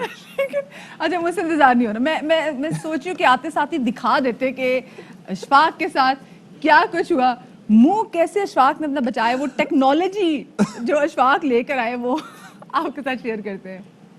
بڑی مہربانی آپ کی, آپ اسٹوڈیوز واپس آ کے اشفاق. اور مجھے لگ رہا تھا کہ آپ محمد وسیم کو مزید باکسنگ کے بارے میں بتائیں گے, جو چیزیں ان کو نہیں پتا تھی, جو مس ہو رہی تھی. اور کانفیڈنس پہ قربان کہ جب سیڑھیاں چڑھ کے اوپر جا رہے ہیں تو کہتے ہیں دیکھتے ہیں کون ایک دوسرے پہ سب کا لے جاتا ہے. مطلب کانفیڈنس, مطلب ٹھیک ہے. اس کے بعد جب سکپنگ کرے تب شکل دیکھنے والی تھی, اور جب پورا گیئر پہن لیا نا تو پہلے کہا جی جس سے پہلے شروع تو نے کہا جی پہلے میری تجاویز ہے. نہیں, میں نے شعر بھی پڑھا تھا, وہ شعر انہوں نے نکال دیا, ہماری جو پروڈکشن ٹیم ہے, وہ شعر یہ تھا کہ جس دھج سے کوئی مقتل میں گیا وہ شان سلامت رہتی ہے. یہ جان تو آنی جانی ہے اور یہ عزت بھی آنی جانی. تو آپ نے مار آپ کو کیا پڑنی تھی, جان بھی آپ کی بچ کی, نہ وہ آپ کو منہ پہ مار سکتے تھے نہ وہ آپ کو پیٹ پہ مار سکتے تھے. پیٹ پہ مارے ہیں بھائی, اور اس کے بعد یقین مانے ایسے کرارے پڑے ہیں, اور وہ پیٹ پہ. بات سنیں, اگر وہ سنجیدہ مارتے نا, آپ نے یہاں پہ ہونا نہیں تھا, پہلی بات. دوسری بات ہے جس طریقے سے ریفری نے آپ کا بھی ہاتھ اٹھایا نا, بچپن میں ایسا ہوتا ہے نا جب کسی بچہ ہار جاتے تو بچوں کو خوش کرنے کے لیے, دل رکھنے کے لیے کہتے ہیں نا جی you are also the winner. تو ایگزیکٹلی انہوں نے بھی ہاتھ میں کہا کہ آپ بھی اچھا کھیلے. مطلب تو میں نے اے آر وائی نیوز کو ریپرزینٹ کیا اور وہاں پر آئی ہیلڈ مائی اون. نہیں, آپ نے اے آر وائی نیوز کو ریپرزینٹ نہیں کیا, آپ نے اپنے آپ کو وہاں پہ ریپرزینٹ کیا. جو پینٹی کھائی ہے وہ آپ نے کھائی ہے, وہ اور کسی نے نہیں کھائی. خیر, یہ تو وہ مقابلہ ہے جو کہ رنگ میں مقابلہ ہوتا ہے. آف کورس یہ مقابلہ بھی ہوتا ہے سروائیول کا, یہاں پہ آپ کو سروائیو کرنا ہوتا ہے. ہم زندگی کے مقابلے کی اگر بات کریں تو زندگی میں بھی آف کورس ہمیں سروائیو کرنا ہے. ایسی بہت ساری چیزیں جن کے بغیر ہم سروائیو نہیں کر سکتے. مطلب شیخ رونوش کو آپ لے لیں, ایک غریب آدمی جو ہم یہاں کی لگژری جو چیزیں ہیں وہ نہیں کھا سکتے, اس کے لیے روٹی مسٹ. وہ اتنی سارا دن محنت مزدوری کس لیے کرتا ہے کہ جس کو 2 وقت کی روٹی نصیب ہو جائے. جب روٹی مہنگی ہو جائے, اور آپ یہ دیکھیں کہ ایک روٹی ایک ایسی چیز ہے کہ اگر کسی غریب کو کچھ نہیں ملتا تو آپ ذرا سوچئے کہ وہ صرف روٹی بھی کھا لیتا ہے, باسی روٹی بھی مل جائے تو وہ بھی بھگو کے کھا لیتا ہے, سوکھی روٹی بھی کھا لیتا ہے. لیکن اب ہم جس طرح سے ابھی قیمتوں میں اضافہ ہوا ہے کہ پیٹرول کی قیمت بڑھی, اس صورت میں یہ ہوتا ہے کہ پنجاب میں فلاور ملز مالکان کی جانب سے 1 جولائی سے آٹے کی قیمتوں میں 5 روپے فی کلو اور 20 کلو تھیلے میں 90 روپے اضافے کا اعلان کیا گیا ہے. اور آپ ذرا سوچئے کہ 5 روپے فی کلو اضافہ ہوگا تو اس سے پھر روٹی کی قیمتوں میں اضافہ ہوگا, ڈبل روٹی کی قیمتیں بڑھیں گی, نان کی قیمتیں بڑھیں گی, اور ایک غریب آدمی جو ہے اس پر کس حد تک اس کا امپیکٹ پڑے گا. مجھے تو بس ایک چیز لگ گئی ہے کہ اب آکسیجن پہ مجھے لگتا ہے کہ سانس لینے پر بھی وہ کوئی میٹر لگا دیں گے. اللہ نہ کرے. خیر جی, ابھی جو سچویشن ہے, جو صورتحال اس حوالے سے بات کریں گے. چودھری محمد یونس صاحب ہمارے ساتھ ہیں کہ جو چیئرمین فلاور ملز ایسوسی ایشن, ان کو شامل گفتگو کریں گے. بہت شکریہ چودھری صاحب آپ کا کہ آپ نے ہمیں جوائن کیا. چودھری صاحب یہ کہیے گا, جب پیٹرول کی قیمتیں کم ہوتی ہیں, ہم نے تب نہیں دیکھا کہ آٹے کی قیمت میں کمی ہو یا روٹی کی قیمت میں کمی ہو. پیٹرول کی قیمت بڑھ جاتی ہے, آپ لوگوں کو موقع مل جاتا ہے, آپ آٹے کی قیمت بڑھا دیتے ہیں, اور صرف وہ آٹے کی قیمت نہیں بڑھتی ہے, باقی بھی چیزوں کی قیمت بڑھ جاتی ہے. کیوں ایسا؟ بسم اللہ الرحمن الرحیم. پہلے تو ایک کریکشن کر لیں, میرا نام محمد یوسف, چودھری محمد یوسف ہے. دوسری بات, جو آٹے کے ریٹ ہیں پورے پاکستان میں, اگر جو ٹرن اوور ٹیکس لگ رہا ہے, اس کی مد میں اگر ٹیکس لگتا ہے تو پورے پاکستان میں ریٹ بڑھیں گے. پنجاب کی بات نہیں کریں, پورے پاکستان کی بات ہے. الحمدللہ پاکستان ایک سونے کی چڑیا ہے, پاکستان کو زراعت میں عبور حاصل ہے, لیکن چونکہ گورنمنٹ نے ہی پاکستان میں گندم کے ریٹ 15 روپے کلو مینز 100 کلو پہ 1500 روپیہ بڑھا دیا ہے, اس لیے آٹے کے ریٹ بھی بڑھیں گے. اور یہ کسانوں کو فیور کیا گیا, آپ یہ کہہ رہے ہیں کہ ایک تو فصل اچھی ہوئی ہے, دوسرا کسانوں کو زیادہ فیور کیا گیا ہے, ان کو اچھی. میں تھوڑا سا ٹائم دے, میں آپ کو پورا بریف کر دوں. اچھا کر دیں جی. کسان ایسی چیز ہے, کسان ہمارے ماشاءاللہ 65% دیہاتوں میں, چھوٹے قصبوں میں, اور سب سے غریب لوگ وہ کسان ہیں جن کو گورنمنٹ نے فیور دی ہے, اور میرے حساب سے ان کو فیور دینی چاہیے. انٹرنیشنل مارکیٹ کی گندم کی ریٹ بہت زیادہ تھے, تاکہ ہمارا زمیندار ہے تو پاکستان ہے. زمیندار اگر گندم زیادہ بوئے گا, گندم کے ریٹ بھی ان کو اچھے ملیں گے, تو نیکسٹ ٹائم گندم ہم خود کفیل ہو سکتے ہیں. ادروائز ہم امپورٹ کریں تو ہمارے ملک کا بہت بڑا نقصان ہوتا ہے. آپ نے بولا کہ آٹا مہنگا, آٹا بالکل مہنگا ہونا ہے, آٹا مہنگا ہوا ہے. اگر گورنمنٹ ہی گندم کے ریٹ 15 روپے کلو 100 روپیہ پر بیگ بڑھاتی ہے تو اس کا ایٹومیٹکلی گندم سے آٹا بنتا ہے اور آٹے کا ریٹ مہنگا ہوگا. لیکن اس کا بینیفٹ آپ دیکھیں کس کو ملے گا, ایک عام آدمی کو جو کسان ہے, دیہات میں رہتا ہے, چھوٹے چھوٹے قصبوں میں رہتا ہے, وہ ہمارے لیے بہت اہم ہے. بالکل چودھری صاحب, آپ نے بات بالکل صحیح کی. بہت ضروری ہے ہم سپورٹ کریں. ہمارے کسان بھائی کو ہوگا, ان کو سپورٹ کرنا, امپاور کرنا بہت زیادہ ضروری ہے. لیکن کیا وہ صرف کسان کا فائدہ ہوگا یا مڈل مین کی بھی چاندی اس میں ہو جائے گی؟ کیونکہ دوسرا جو ریسیونگ اینڈ پہ جو بندہ ہے, جس نے کھانا ہے, جس نے خریدنا ہے, اس کے لیے تو بڑی مشکلیں ہو گئی ہیں اس میں. देखें कुछ मुश्किलें भी आती हैं, कुछ अच्छा करने के लिए मुश्किलें भी आती हैं, लेकिन मैं समझता हूं कि 65 से 70% जो लोग हैं वो देहातों में रहते हैं, उनका काम ज़राअत है। हम ज़राअत को सपोर्ट करेंगे तो पूरे पाकिस्तान को सपोर्ट करेंगे। हमारे घर का खर्चा 20 किलो आटा होता है, आटा कोई इतना बड़ा इशू नहीं है। जो मैं आज भी कहता हूं कि 1100 रुपए का एक महीने का खर्चा आपका आटा हो सकता है, लेकिन जो किसान है अगर उसको हम सपोर्ट करेंगे, गंदम वाफिर मकदार में हो सकती है, हम इस काबिल हो जाएंगे कि हम ज़र मुआदला पाकिस्तान में लेके आएँ, हम एक्सपोर्ट करें ना कि हम इम्पोर्ट करें। अगर गंदम के रेट कम रखेंगे हमें ऑटोमेटिकली दूसरे मुल्कों से इंपोर्ट करनी पड़ेगी, जो पाकिस्तान के लिए बहुत बड़ा नुकसान होगा। अच्छा, तो चौधरी साहब अब ये फरमाइए कि जाहिर है कि सबके लिए सोचना चाहिए, तो क्या ऐसा हो सकता है कि किसी हद तक अपने मुनाफे की शरह में थोड़ा सा बैलेंस करके लोगों पर इतना ज्यादा ये जो एक क्या कह रहे हैं कि इजाफा, कीमतों में इजाफा है, उसको ना मुंतकिल किया जाए? देखिए जी, हम लोगों की इंशाल्लाह पाकिस्तान की आवाम की खिदमत करते हैं, हम खादम हैं इस आवाम के। हमारा आपस में ही कंपटीशन इतना होता है कि बहुत मिनिमम, बहुत कम प्रॉफिट पे हम आटा बेचते हैं। आज भी मैं जो खबरें सुनता हूँ सियासतदानों की तो मैं परेशान हो जाता हूँ, हैरान हो जाता हूँ। 80 रुपए किलो आटा, मैं आपको चैलेंज करता हूँ 55 रुपए पूरे पाकिस्तान में आटा कहीं भी आपको चाहिए, मैं जितने ट्रक चाहिए आपको भेज सकता हूँ 55 रुपए किलो। अच्छा, 50 रुपए किलो तो गंदम कम है, से कम भी 55 अगर रुपए आप किलो हम जोड़िया आटा दे बाजार सकते में भी चले जाए ना, तो किसी छोटी मार्केट में भी तो आपको 60 रुपए में तो वही मिलता ही मिलता है। अच्छा ये बताएं, अभी क्योंकि हमने बाकी आवाम को भी फायदा पहुंचाना है, तो आपकी जानिब से कोई तजावीज़ दी गई हो? मतलब ऑफ कोर्स, मतलब किसान का तो अच्छा हो ही रहा है, किसान तो कमा लेगा, लेकिन जो खाने वाला है कहीं ये ना हो कि उसके मुंह से हम ये नवाला भी छीन लें। कोई सब्सिडी दी जानी चाहिए, क्या होना चाहिए इस पे? जी जी जी, मैं आपको बताता हूँ। ये जो टैक्सेस हम पे लगाए जा रहे हैं, इसको एक तो विड्रा करनी चाहिए। मेरा ख्याल है वज़ीर आज़म साहब बहुत सख्ती से आटे के रेट पे नज़र रखते हैं, या तो उनके खिलाफ कोई ये साजिश की जा रही है या खुदा न खासा उनको इन बातों का पता नहीं है। हमारी 2 हफ्ते पहले वज़ीर आज़म से मीटिंग हुई थी, उनका बहुत सख्त रवैया था कि ये आटे के रेट नहीं बढ़ने चाहिए। अगर ये टैक्सेस विड्रा कर लेते हैं तो शायद आटे के रेट अब मजीद ना बढ़ सके। ओके, टैक्सेस अगर विड्रॉ करते हैं तो ये जनाब इस हवाले से बहुत शुक्रिया चौधरी साहब, आप हमारे साथ मौजूद रहे। ये एक इंडिकेटर है कि एक जानिब हम देख रहे हैं कि तरक्की हो रही है, एक जानिब जो है वो किसान को जो है वो प्रॉपर उसकी रकम दी जा रही है, जो उसको जो मिलना उसका हक है, लेकिन दूसरी जानिब अवाम पर इसका बोझ मुंतकिल किया जा रहा है, जो कि शहर में बसते हैं, गांव देहात में बसते हैं, जो जिम्मेदार नहीं है। हर शख्स जिम्मेदार नहीं होता, बिल्कुल, तो जिन्होंने खरीद के को खानी है उनके लिए बहुत ज़्यादा मुश्किल है यहाँ। खैर, क्योंकि हम ये अवामी मसले मसाइल हैं, इस हवाले से बात करें, और अब हम ज़रा बात करेंगे आगे जाके एक ऐसी अवामी शख्सियत के हवाले से, एक ऐसी शख्सियत के हवाले से जिन्होंने मतलब अगर पाकिस्तान की टेलीविज़न की तारीख के बारे में बात करें और उनका जिक्र ना हो, ऐसा हो ही नहीं सकता, क्योंकि बुनियाद उन्होंने रखी। एग्जैक्टली, पाकिस्तान टेलीविज़न के सबसे पहले होस्ट तारिक अजीज़ साहब की आज पहली बरसी मनाई जा रही है। पिछले बरस वो 84 बरस में इंतकाल कर गए थे,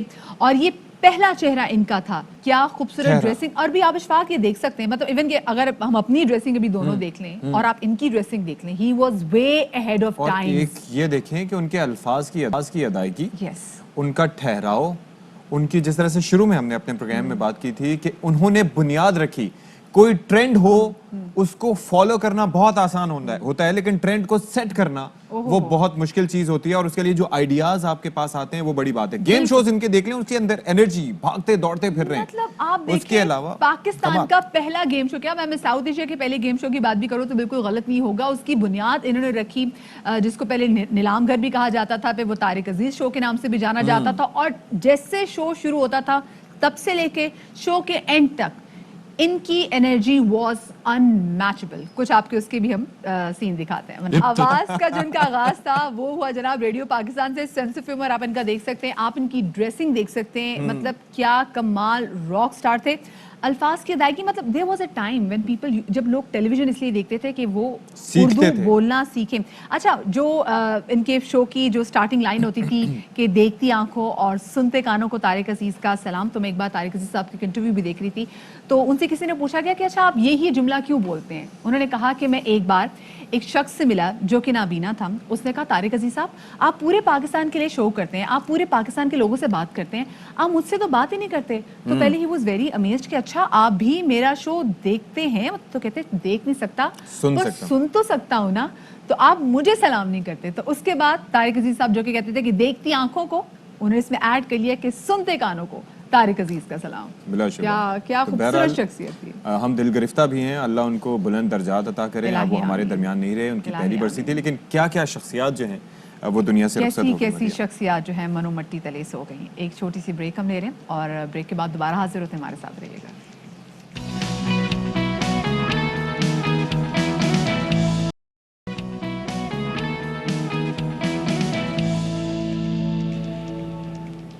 جی تو welcome back after the break, اور بریک کے بعد ذرا ہم آپ کی سیر کرا دیتے ہیں, وہ بھی جناب بیٹھے بٹھائے کیپٹل کی. اکثر ایسا ہوتا ہے اشفاق, ہم جب ٹریول کرتے ہیں, ہم جیسے لاہور چلے گئے, ہم اسلام آباد چلے گئے, اور ہمیں جگہوں کا پتہ نہیں ہوتا جہاں پہ ہمیں ایکچولی جانا چاہیے.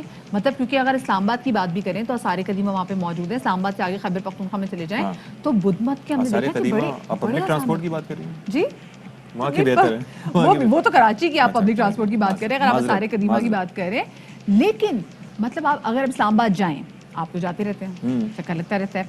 2500 پرانے بدھ مت دور کے جی ایگزیکٹلی قدیم غار اسلام آباد میں آپ کو پتا ہے کہ کس جگہ موجود ہے. یہ جناب وہاں پر ایک گاؤں ہے جس کا نام ہے شاہ اللہ دتا. ٹھیک ہے. اور شاہ اللہ دتا میں ایسے غار موجود ہے اور ان کو دیکھنے کے لیے ٹورسٹ بھی وہاں پر آتے ہیں. اچھا بالکل جی, ٹورسٹ بھی وہاں پر آتے ہیں. اور اس مقام کا obviously میں ابھی تک وہاں پر نہیں جا سکا. I'm sure کہ مدیہ بھی نہیں گئی ہوں میں بھی نہیں گئی, اور میں حیران ہوں کہ وہاں پر رہتے ہوئے میں کیسے, مجھے اس بات کا نہیں پتا. تو کیا کمال ہے یار, مطلب ہمیں ان غاروں کا پتہ ہی نہیں ہے, کبھی گئے ہی نہیں, کبھی دیکھے ہی نہیں.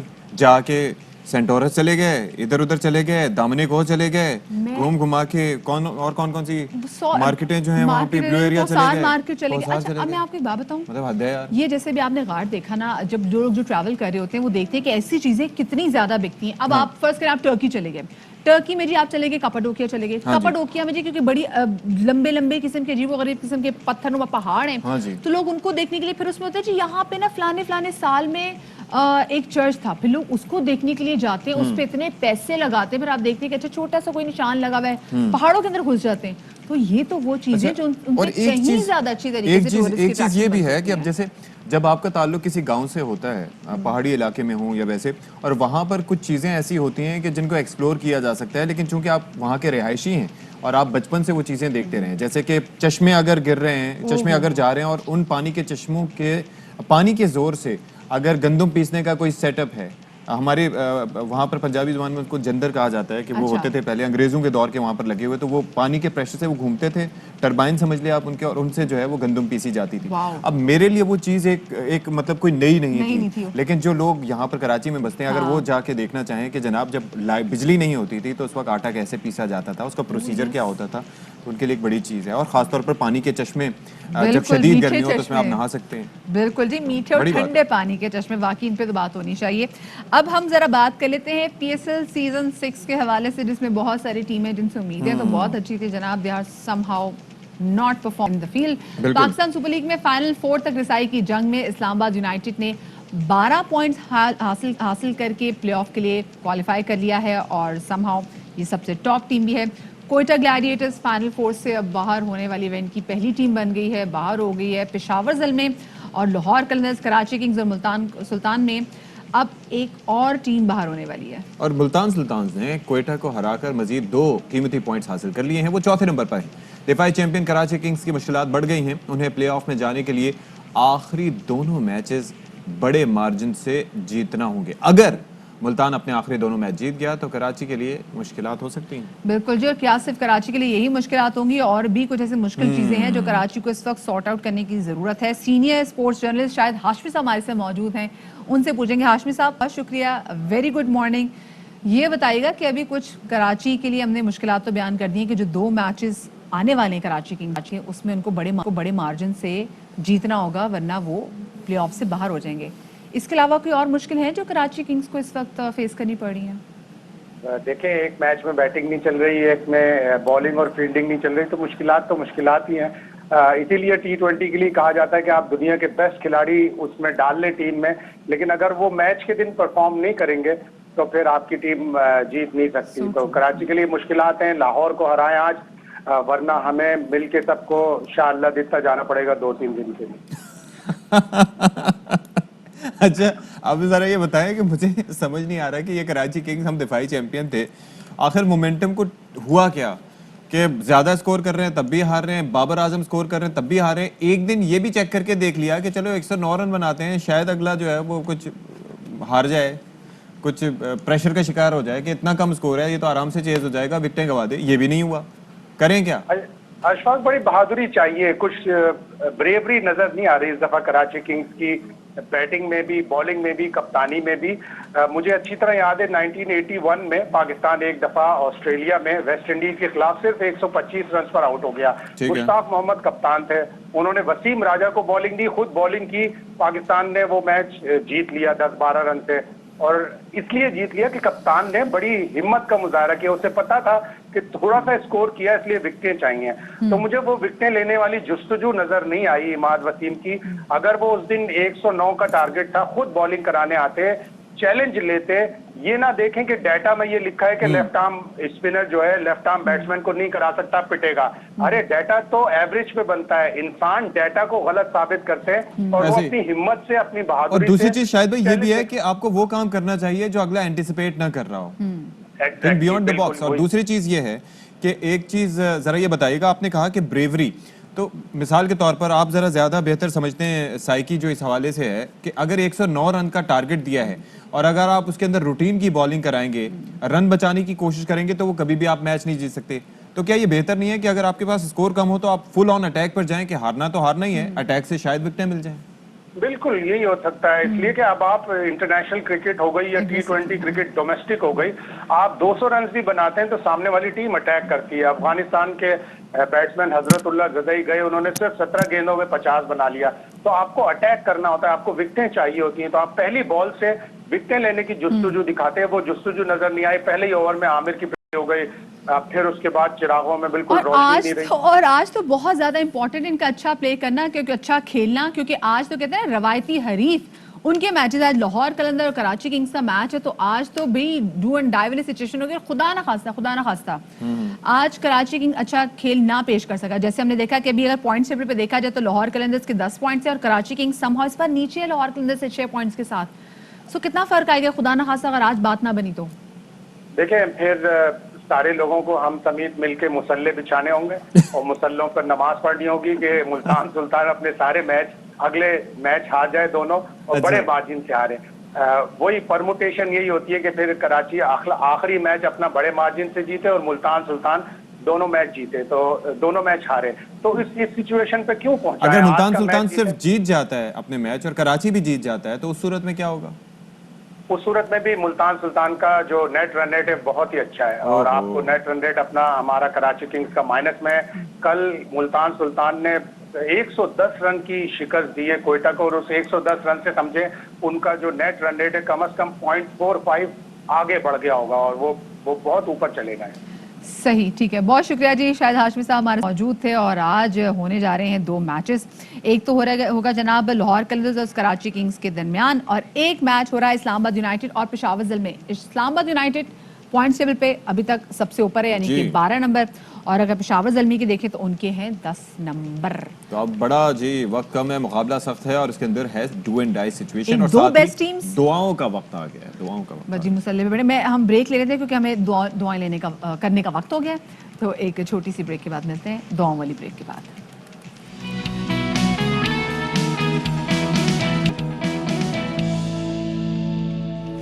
چلیں جی, تو ہم میں اور مدیہ نقوی ابھی یہاں پر بیٹھے ہوئے ہیں, اور ہم نے ابھی مطالبات کے حق میں نعرے لگانے ہیں. تو ہمارا مطالبہ ہے, ہمارا مطالبہ یہ ہے کہ جب ہم اس ایک عمر کو پہنچ جائیں گے جس میں ہمیں پینشنز ملنی ہوتی ہیں, تو وہ پینشنز ہمیں اتنی ضرور ملیں کہ ہمیں یہ فیل نہ ہو کہ ہم نے اپنے اچھے وقتوں میں جو نوکری کی ہے وہ ہمیں ایٹ لیسٹ اینڈ میں کیا چھوڑ کے جا رہی ہے. جس نوکری کے لیے ہم نے اتنی محنت کی ہے, اپنی پوری زندگی سرو کر دی ہے, جب وہ نوکری ہمارے ہاتھ سے چلی جاتی ہے اور جب پینشن کا وقت آتا ہے تو اتنی مختصر, اتنی کم رقم ہمارے ہاتھ میں دی جاتی ہے جس سے مہینے کا آٹا بھی نہ ہے. واقعی آپ صحیح کہہ رہے ہیں, اور آپ کو یہ پریشانی ہوتی ہے کہ اس میں تو گھر کی گروسری بھی کھل کے نہیں آ سکتی. تو یہی جناب مطالبہ ہے EOBI پینشن میں, کیونکہ اضافہ کرنا ہے, یہ مطالبہ کیا گیا جی EOBI پینشنرز ویلفیئر ایسوسی ایشن کا, اور ان کا کہنا ہے کہ جی مختلف پرائیویٹ اور سیمی گورنمنٹ اداروں میں ملازمین 60 سال کی سروس کے دوران اپنی تنخواہیں دے کر مخصوص رقم کٹواتے ہیں جس کو ہم پروویڈنٹ فنڈ بھی کہتے ہیں, لیکن جب ان کی ریٹائرمنٹ ہو جاتی ہے اس کے بعد ان کو صرف اور صرف 8,500 روپے بطور پینشن ملتی ہے, اور بجٹ میں گورنمنٹ ملازمین کی پینشن میں اضافے کا اعلان بھی ہو چکا ہے. تو جناب یہ ہوتا رہتا ہے, یہ سرکاری ملازمین کا, یاد رہے یہ سرکاری ملازمین کا مسئلہ نہیں ہے, ان کے مسائل اپنی جگہ ہوں گے, لیکن حکومت جو ہے وہ ہر سال ان بجٹ کے ساتھ ساتھ ان کی تنخواہوں میں, پینشنز میں جب حالات ٹھیک ہوتے ہیں تو اضافہ کرتی ہے, جو 10 سے 20% کے درمیان ہوتا ہے. یہ بات ہو رہی ہے کہ پرائیویٹ اور سیمی گورنمنٹ اداروں کے جو ملازمین ہیں ان کے لیے, کہ ان کی رقم کٹتی ہے, ان کے مسائل ہوتے ہیں, اور یہ کہا یہ جا رہا ہے کہ کم از کم جو بنیادی سیلری ہے, بیسک سیلری ہے جو ہوتی ہے, جو اس وقت غالباً 20,000-25,000 روپے کے درمیان کا ایک نمبر ہے, کی گئی ہے تو اس کی بات کی گئی ہے, تو اس کم از کم وہ سیلری جو ہے وہ دی جانی چاہیے. تو اسی پر بات کرنے کے لیے ہمارے ساتھ موجود ہیں چیئرمین EOBI پینشنرز ویلفیئر ایسوسی ایشن اظفر شمیم صاحب. اظفر صاحب بہت شکریہ, آپ نے ہمارے لیے وقت نکالا. فرمائیے گا کہ یہ پروسیس کیا ہوتا ہے یہ رقم کی کٹوتی کا, اور ابھی آپ کے مطالبات ہیں کیا ویسے اس کو لے کے؟ سب سے پہلے تو میں آپ لوگوں کا شکریہ ادا کرتا ہوں کہ ARY چینل نے مجھے موقع دیا کہ ہم اپنے مطالبات بھی بتا سکیں, اور ہم یہ بھی آپ کو بتا سکیں کہ پینشن کم ملنے کی وجوہات کیا ہیں. ٹھیک ہے, یہ دونوں چیزیں بہت امپورٹنٹ ہیں. جی جی. مطالبہ ہمارا یہ ہے, اور ہم نے عمران خان صاحب کو بھی لکھا ہے, کہ پینشن کم از کم جو بنیادی تنخواہ حکومت مقرر کرتی ہے اس وقت, جیسے 20,000 اور 25,000 کا اعلان کیا گیا, اتنی ہی پینشن ملنی چاہیے تاکہ ان کا گزارا ہو سکے. ابھی اس وقت موجودہ دور میں 8,500 روپے کم از کم ملتی ہے, کچھ لوگ ادارے میں زیادہ بھی مل رہی ہوتی ہے, لیکن موسٹلی یہ. دوسری چیز یہ ہے کہ ادارے میں چیئرمین نہ ہونے کی وجہ سے کافی ٹائم ہو گیا, آلموسٹ 3-4 مہینے ہو چکے ہیں, ادارے میں چیئرمین نہیں ہے, ادارے کو دیکھنے والا کوئی نہیں ہے. ایسا کیوں ہے؟ ایسا اس لیے کہ چیئرمین ریٹائر ہو گئے تو اس کے بعد ان کی جگہ پہ کسی کو نامزد نہیں کیا. آٹومیٹکلی نامزدگیاں نہیں ہو جاتی؟ نہیں, آٹومیٹک نہیں ہے, حکومت پاکستان گورنمنٹ خود کرتی ہے نامزد اس کو, لیکن اس وقت کچھ کنٹروورشل پرابلمس تھے جس کی وجہ سے ان کو نامزد نہیں کیا گیا. پینشن کس ایکٹ کے تحت دی جاتی ہے؟ یہ 1976 میں ایک ایکٹ بنایا گیا تھا, یہ اس زمانے میں پیپلز پارٹی نے کیا تھا, اور یہ بہت ہی اچھا اقدام تھا جس سے تمام انڈسٹریل اور کمرشل اسٹیبلشمنٹ جتنی بھی تھی اس میں, اور شاپ ایکٹس کے تحت بھی آتے تھے, یعنی ادارے پیٹرول پمپس اور آپ کے شاپس وغیرہ, یعنی ہر کوئی رجسٹرڈ ہو سکتا تھا اس کے اندر, اور ہو سکتا ہے اب بھی. لیکن افسوس کی بات یہ ہے کہ EOBI ادارہ رجسٹرڈ نہیں کرتا ہے. اب ایک ادارے میں اگر 500 لوگ ہیں تو وہاں مشکل سے 50-60 لوگ رجسٹرڈ ہوتے ہیں, باقی لوگ رجسٹرڈ نہیں ہوتے. اچھا, اس کے اندر پرائیویٹ جیسے ادارہ ہو, میں کسی ادارے میں پہلے کام کر رہا تھا, وہاں پر میرا کارڈ بنا, اس کے بعد میں اس ادارے میں آیا یا میں کہیں اور آگے جاتا, تو اس صورت میں وہ کارڈ آپ کا ویلڈ رہتا ہے, وہ اپ گریڈ ہوتا رہتا ہے یا کیا ہوتا ہے؟ کارڈ ویلڈ ہوتا ہے, لیکن آپ نے ایک ادارہ اگر چھوڑ دیا دوسرے میں گئے تو وہاں پہ آپ کو اپنا وہی رجسٹریشن نمبر وہاں پہ انٹر کروانا پڑتا ہے. جی ہاں, EOBI کے ویب سائٹ پہ وہ آ جاتا ہے, اور پھر آپ کی کنٹینیوٹی ہوتی ہے. پھر آپ 15 ایئرس تک کنٹریبیوشن جمع کرواتے رہتے ہیں. پھر آپ جب 60 ایئرس کے ہو جاتے ہیں, یعنی مرد حضرات, اور خواتین 55 کی 55 کی, تو ان کو پھر پینشن. لیکن خواتین تو کبھی 55 کی نہیں ہوتی. وہ ایسا ہوتا ہے کبھی کبھی. لیکن اسد صاحب یہ کہیے گا, اگر کوئی شخص وقت سے پہلے, مطلب 60 سال کی عمر سے پہلے ہی ریٹائرمنٹ لے لے, تو کیا وہ ایلیجیبل ہوتا ہے پینشن کا؟ یعنی کہ اگر کسی شخص نے 50 سال کی عمر میں ہی اگر لے لی ریٹائرمنٹ لے لی, تو کیا وہ ایلیجیبل ہوتا ہے پینشن کے لیے؟ نہیں, وہ ایلیجیبل نہیں ہوتا ہے. 60 ایئرس ہونے کے بعد اس کو پینشن مل سکتی ہے, لیکن اگر کوئی حادثہ ہو جائے, ان کیس ڈیتھ ہو جائے اس کی شخص کی, یا کوئی اور پرابلم ڈسیبل ہو جائے, تو اس صورت میں پینشن تو اس کو مل سکتی ہے. اگر ڈیتھ ہو گئی ہے تو اس کی وائف کو وہ پینشن مل سکتی ہے تاحیات. یہ اس کے اندر یہ چیز ہوتی ہے. اچھا, یہ جو کنٹریبیوشن کی بات کی ہے, مثال کے طور پر کنٹریبیوشن کتنے عرصے تک کرنی ہوتی ہے پرائیویٹ جاب کرنے کے؟ پرائیویٹ جاب میں 15 ایئرس کی 15 سال. बिल्कुल 15 साल कंट्रीब्यूशन देंगे और 60 इयर्स एज हो जाएगी तो आपको पेंशन तो 15 साल में आपने कंट्रीब्यूशन दी, अगर 15 साल वो सैलरी उसके अंदर मैटर करती है कि आपकी क्या थी? नहीं, सैलरी मैटर नहीं करती है, मतलब जो मर्जी कर लें, मिल लें 8,500 या जो भी जी जी 8,500, या अगर आपकी सर्विस लेंथ ज़्यादा हो जाती है, कंट्रीब्यूशन आपने हायर रेट पे किया हुआ होता है, तो फिर आपकी वो पेंशन ज़्यादा होती है। साहब आपके मुतालबात बहुत जायज़ हैं, तो इस हवाले से आपकी कोई भी तक दाद रसी की गई है? आपकी किसी हुकूमती नुमाइंदे से बात की होगी, जैसे आपने वज़ीर आज़म इमरान खान से भी रिक्वेस्ट की है, तो आपको बुलाए भी, कॉल भी किया होगा इस हवाले से? नहीं देखो, सब मुतालबात में किसी हद तक तो हम कह सकते हैं, क्योंकि 5,250 रुपये पहले पेंशन मिल रही थी, लेकिन मौजूदा हुकूमत ने उसको 8,500 रुपये कर दी। तो ये आपने एंगल उनको ज़ाहिर एक्सप्लेन किया होगा कि जब एक बेसिक सैलरी का मकसद ये है कि वो शख्स अपना गुजर बसर कर सके, इसी तरीके से जो पेंशन की लोअर लिमिट है वो यही होनी चाहिए ताकि उसी हिसाब से शख्स अपनी ज़िंदगी गुजार सके। एग्जैक्टली ऐसा ही होना चाहिए बिल्कुल, लेकिन ऐसा है नहीं हमारे यहाँ ना। हम लोग यही मुतालबा कर रहे हैं कि उसको इस लेवल पे ले आया जाए ताकि वहाँ पे उनको ताकि गुजर बसर जो है गुजर बसर आसानी से हो सके। शहरों में रहने वाले तो चलें किसी ना किसी तरह अपना गुजारा कर लेते हैं, लेकिन गांव देहात में या जो इंडस्ट्रियल वर्कर्स हैं वो जब रिटायर होकर जाते हैं तो उनके पास कुछ नहीं होता। बड़ी मुश्किलात होती है, क्योंकि ऑफकोर्स जब सेहत के मामला भी होते हैं, आप जितनी प्राइस बता रहे 8,500 में तो एक ब्लड प्रेशर के आदमी की दवाइयाँ पूरी नहीं आती, दवाइयाँ पूरी तो फिर यहाँ पे देखिए वो बाकी चीज़ों में गुजर बसर कैसे कर सकता है। बहुत शुक्रिया जी असफर शमीम साहब। इसके लिए हमने हेल्थ के लिए भी रिक्वेस्ट की हुई है गवर्नमेंट से। एक अदारा बनाया गया था, UBI ने बनाया था, सारा इंश्योरेंस के नाम से।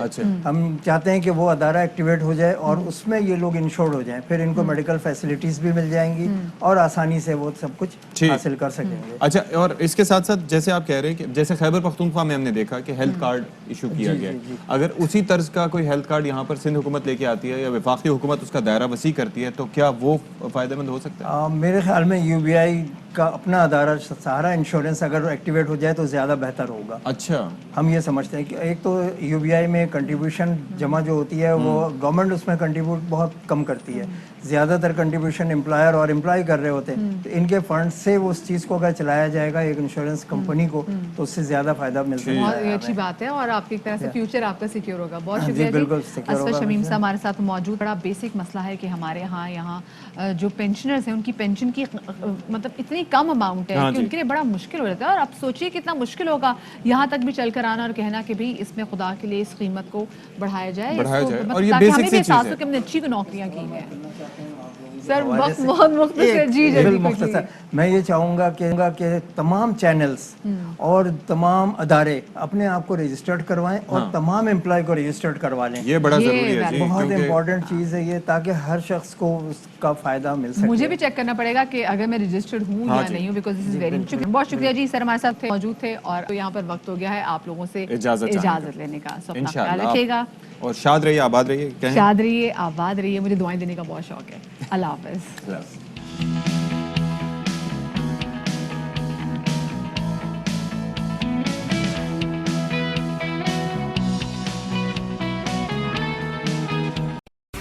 अहम तरीन खबरें अब एक क्लिक की दूरी पर।